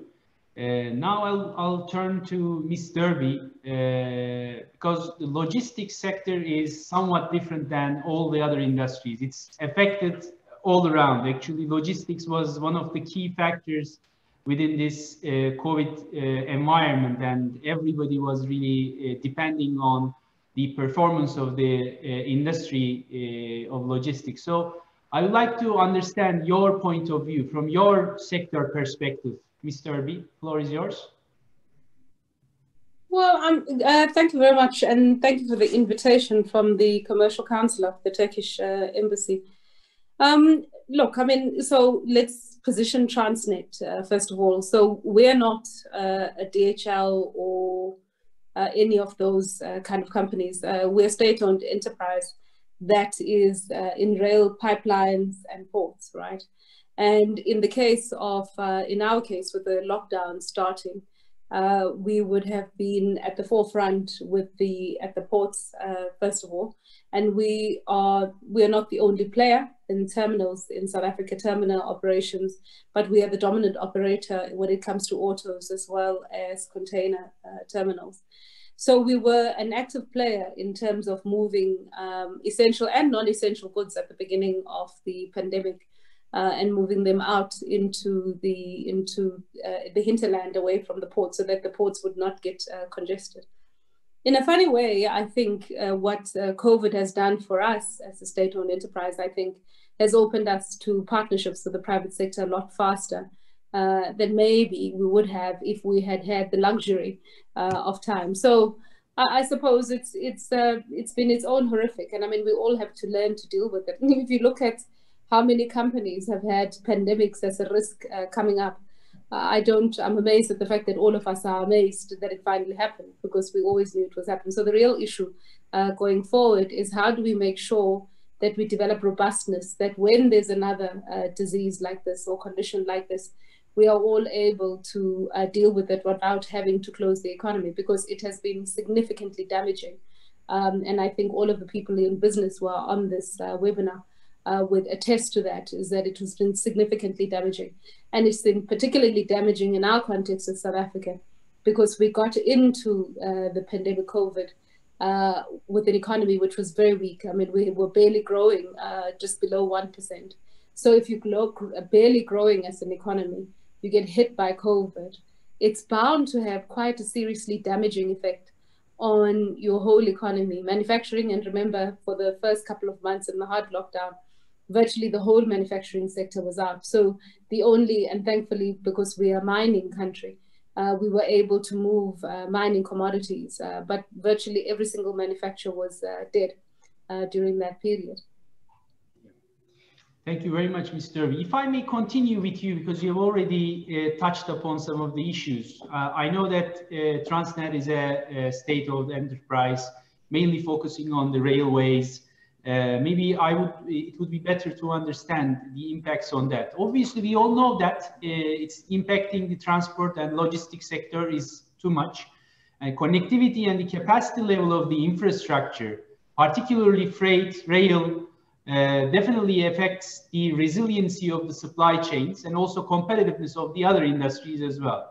Can you please inform us about your plans regarding possible investments to increase the capacity and density of the railway infrastructure to support the connectivity of the industries, which will be more critical in post-COVID-19 era? So, I mean, it's quite an important question. I mean, the South African rail network is large for the country outside, but just over 20,000 kilometers of rail. Part of it being the main line system, and the other part of it being branch lines, which some of them operational and some of them have been closed over the years. I've excluded, obviously, the passenger system because I'm just talking about the freight system. So a priority for us over the next couple of years, and I mean, we're quite open to discussing how that happens, is to increase investment on the track, the infrastructure itself. Because if you get the track to design specifications, you then would be able to have the possibility of densification. We also, I mean, our most important corridor for manufactured goods is the one that goes from Gauteng, where the embassy is, for those who are Turkish, from Gauteng basically to the port of Durban. That's the most important one for manufacturing. Look, as we develop capacity to export vehicles from the port of Port Elizabeth, it means that East London, the Eastern Cape, which is already a manufacturing hub, gets back onto the table. I imagine that the Coega Development Corporation must be participating, or at least I hope so, in this conference as well. Means that these other nodes, which are manufacturing intensive, can then also participate. So as Transnet, there are a couple of branch lines that we are going to concession, and we're looking for partners to come into that. There's also opportunities for some of the private sector to own their wagons. Now, I must concentrate on the white goods sector, which is one of the sectors that you have. The problem is the volumes, right? And so to the question that we have to have, and actually I'd be more than happy if we had a follow-up by the industry in South Africa at some point around how we might be able to consolidate volumes and find points of consolidation of volumes so that we can increase the amount of white goods that we would move on the rail system. Now, I don't want to be romantic and suggest that we'll be efficient immediately. There's some serious challenges that we still have, right? And those of you who read the press, we still have to deal with some seriously huge problems with cable theft that we have, which then affect the reliability of rail. However, it's an area of serious focus on our side. So really look forward to finding opportunities to work more closely with the manufacturing sector to increase the goods that we move on their side. We fundamentally move mining, so getting to increase the amount of agriculture and manufacturing, autos obviously being part of manufacturing, is a big priority for us. Thank you very much, Mr. Irvi. I think that there is a big opportunity for the railway systems in South Africa. As a person who has traveled there several times and having a business there, I think that if there is going to be the investment into this industry, I think that all the problems will start to vanish once you start to invest. So that is a kind of a chicken egg story, I guess. But I hope that it's going to be helpful for Transnet as well. So I'll want to turn back to Can Bey.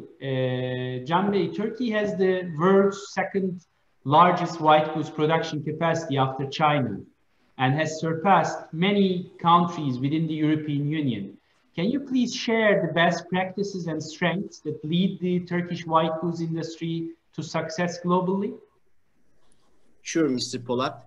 You are absolutely right. After China, Turkey is the biggest country for manufacturing facilities and the production numbers. As far as I remember, number 30 is USA, and the number 4 is Poland from European Union. So basically, the numbers are promising for Turkey. Mainly, I may say that custom union is one of the most important building blocks of Turkey integration with the European Union.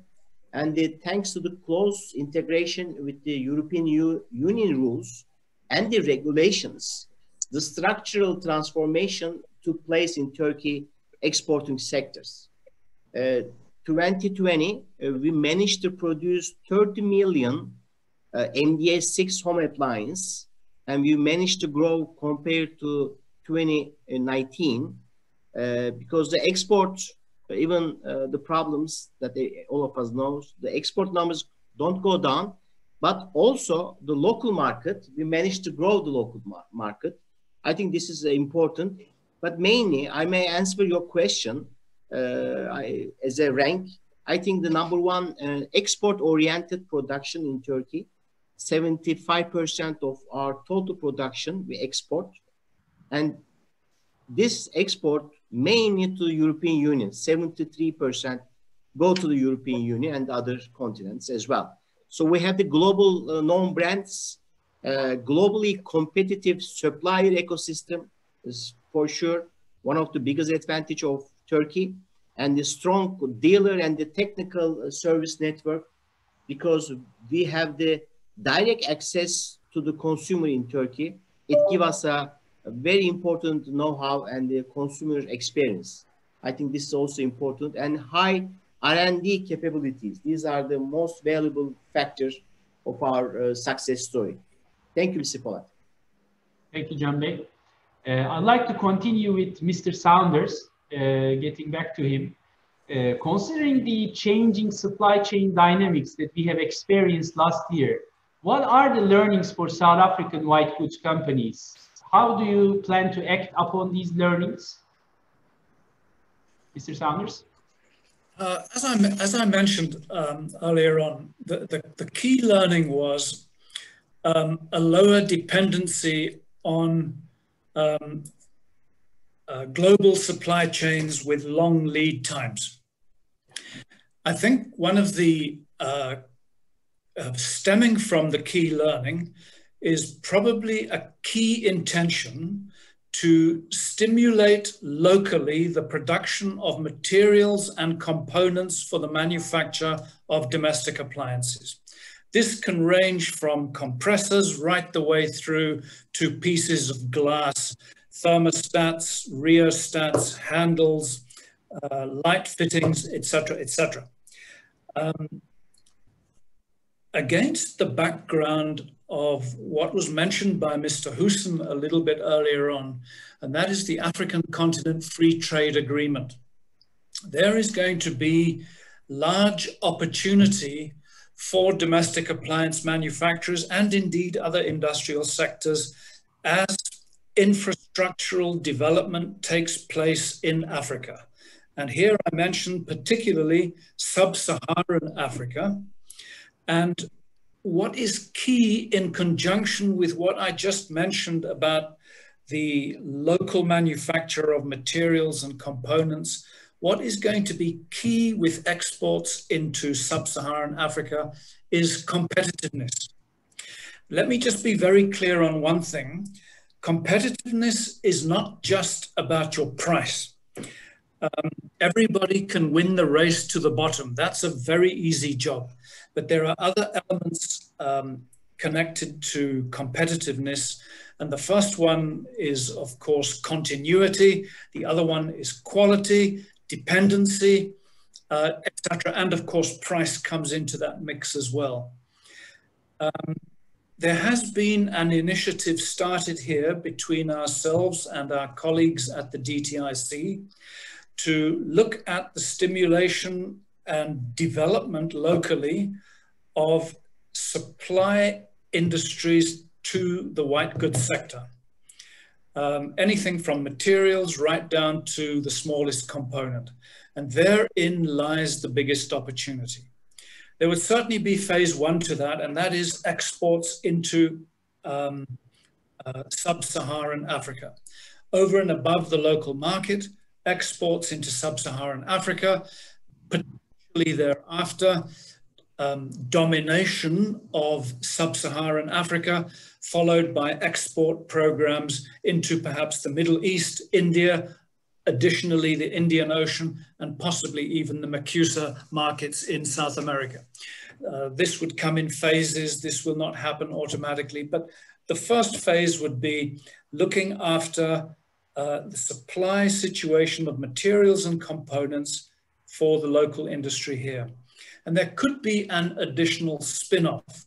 At the moment, we have 4 local manufacturers of domestic appliances in South Africa. If international players realized that there were reliable suppliers in South Africa of components and materials, it's quite likely that they would also want to set up assembly plants, manufacturing plants here in South Africa for the very same reasons that I've mentioned earlier on, and that is to expand their sales operations into sub-Saharan Africa. Sorry, I probably went on a little bit too long there, so I apologize, but that in a nutshell is it. Thank you very much, Mr. Sandoz. Actually, it was helpful, and I think that there are already some international players in the market, and everybody sees the potential of Africa, sub-Saharan Africa mainly. And what we think is, actually, out of these global crises, maybe I can ask for a small answer from you, because I am curious about what you think. My thinking out of all these talks today, that Africa needs to be not only a kind of a market, of course it's a big market, it's a big growing market, and it's the most growing market expected in the next 50 years. But Africa itself has to be a center of supply chain in terms of supplying products, supplying components, supplying, that is the part. And the international players now understand that it's a risk management issue. Supplying everything from China, all the components from Far East, etc. Everybody understood that that's not a good strategy anymore. For the risk management purposes, they have to have, if they have operations in Africa, if they have operations in Europe, they have to diversify the risk. And do you really think that Africa or South Africa itself is a good candidate to use this opportunity of this new wind coming up on this supply chain issue? I think you know my answer. My answer is yes, because infrastructurally, South Africa is prepared for this. What it needs is an overseas know-how, overseas knowledge, overseas technology links to develop the local supply chains that I mentioned in preparation for intensive export programs into sub-Saharan Africa. So my answer is an overwhelming yes. It most certainly is yes. Yeah, for sure. Thank you very much. And I think that there's a need of some work around this, especially on logistics, you know, the ports, the transportation lines, etc., is a very, very important aspect that also South Africa has to be working on as a country, which is poor right now, to be honest. It's vital. It is a vital component. Maybe I'll move on with Burak Bey. I'd like to ask you to elaborate from your perspective on the key areas that you focus and comment on the potential cooperation areas between Turkish and South African industries in order to eliminate threats, create new trade channels, and build more resilient supply chains in the future. Burak Bey?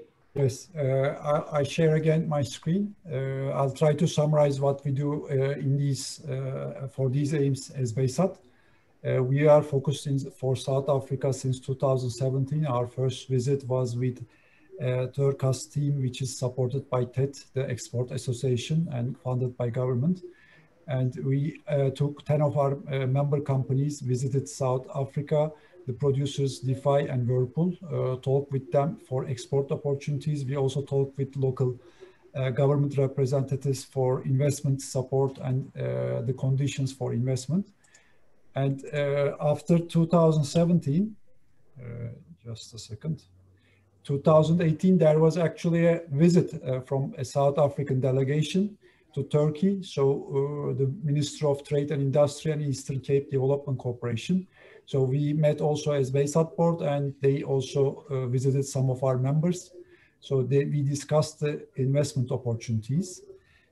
And in 2018, also there was a good development. One of our members, Alcap Cable, actually invested, made a direct investment in Durban, South Africa, with a closed space of 5,500 meters square. And they are currently employing around 200 people.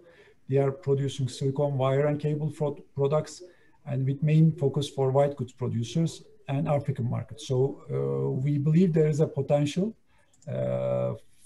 for South Africa, for the suppliers, our members, and for the supply industry. But in summary, we see the potential. Just a second.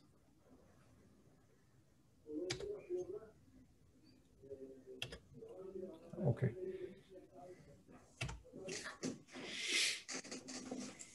So we see the opportunities for investment or due to market potential in South Africa, and also not only South Africa, but the mentioned AFCFTA and African passports in the future for the general region access. The industrial infrastructure and supplier network in Turkey could complement the South Africa in this aspect, and therefore we see a beneficial mutual benefit here. But there are, of course, some obstacles. Some of them are already mentioned. For the suppliers' perspectives, the ones that are mentioned to us by our members are the limitations of investment support for foreign investors, lack of free trade agreement between Turkey and South Africa, and currency fluctuations. So these 3 points were mainly mentioned. Maybe it's not limited to these, but these were mentioned by our members. And if there are improvements on these conditions, we believe there is a significant potential for the suppliers and for South Africa. Thank you. Thank you very much, Burak Bey. I think currency fluctuations is the problem of both countries. We've been living with it for a long time. And being aware of the time, we are out of time. I'd like to thank everyone who has contributed to that second panel that we had, Ms. Derby, Mr. Saunders, Burak Bey, Can Bey. I think that has been really helpful. I hope that this panel is going to be opening up some more space for the industry, and we can really create some more business between South Africa and Turkey, and both parties can invest in the other countries as well. We really see, as a company who's doing business both in South Africa and in Turkey, I really see opportunities for all the producers, all the manufacturers. So thank you very much once again for the panel. For the overall business series, this interconnected business series, thank you very much for your contribution.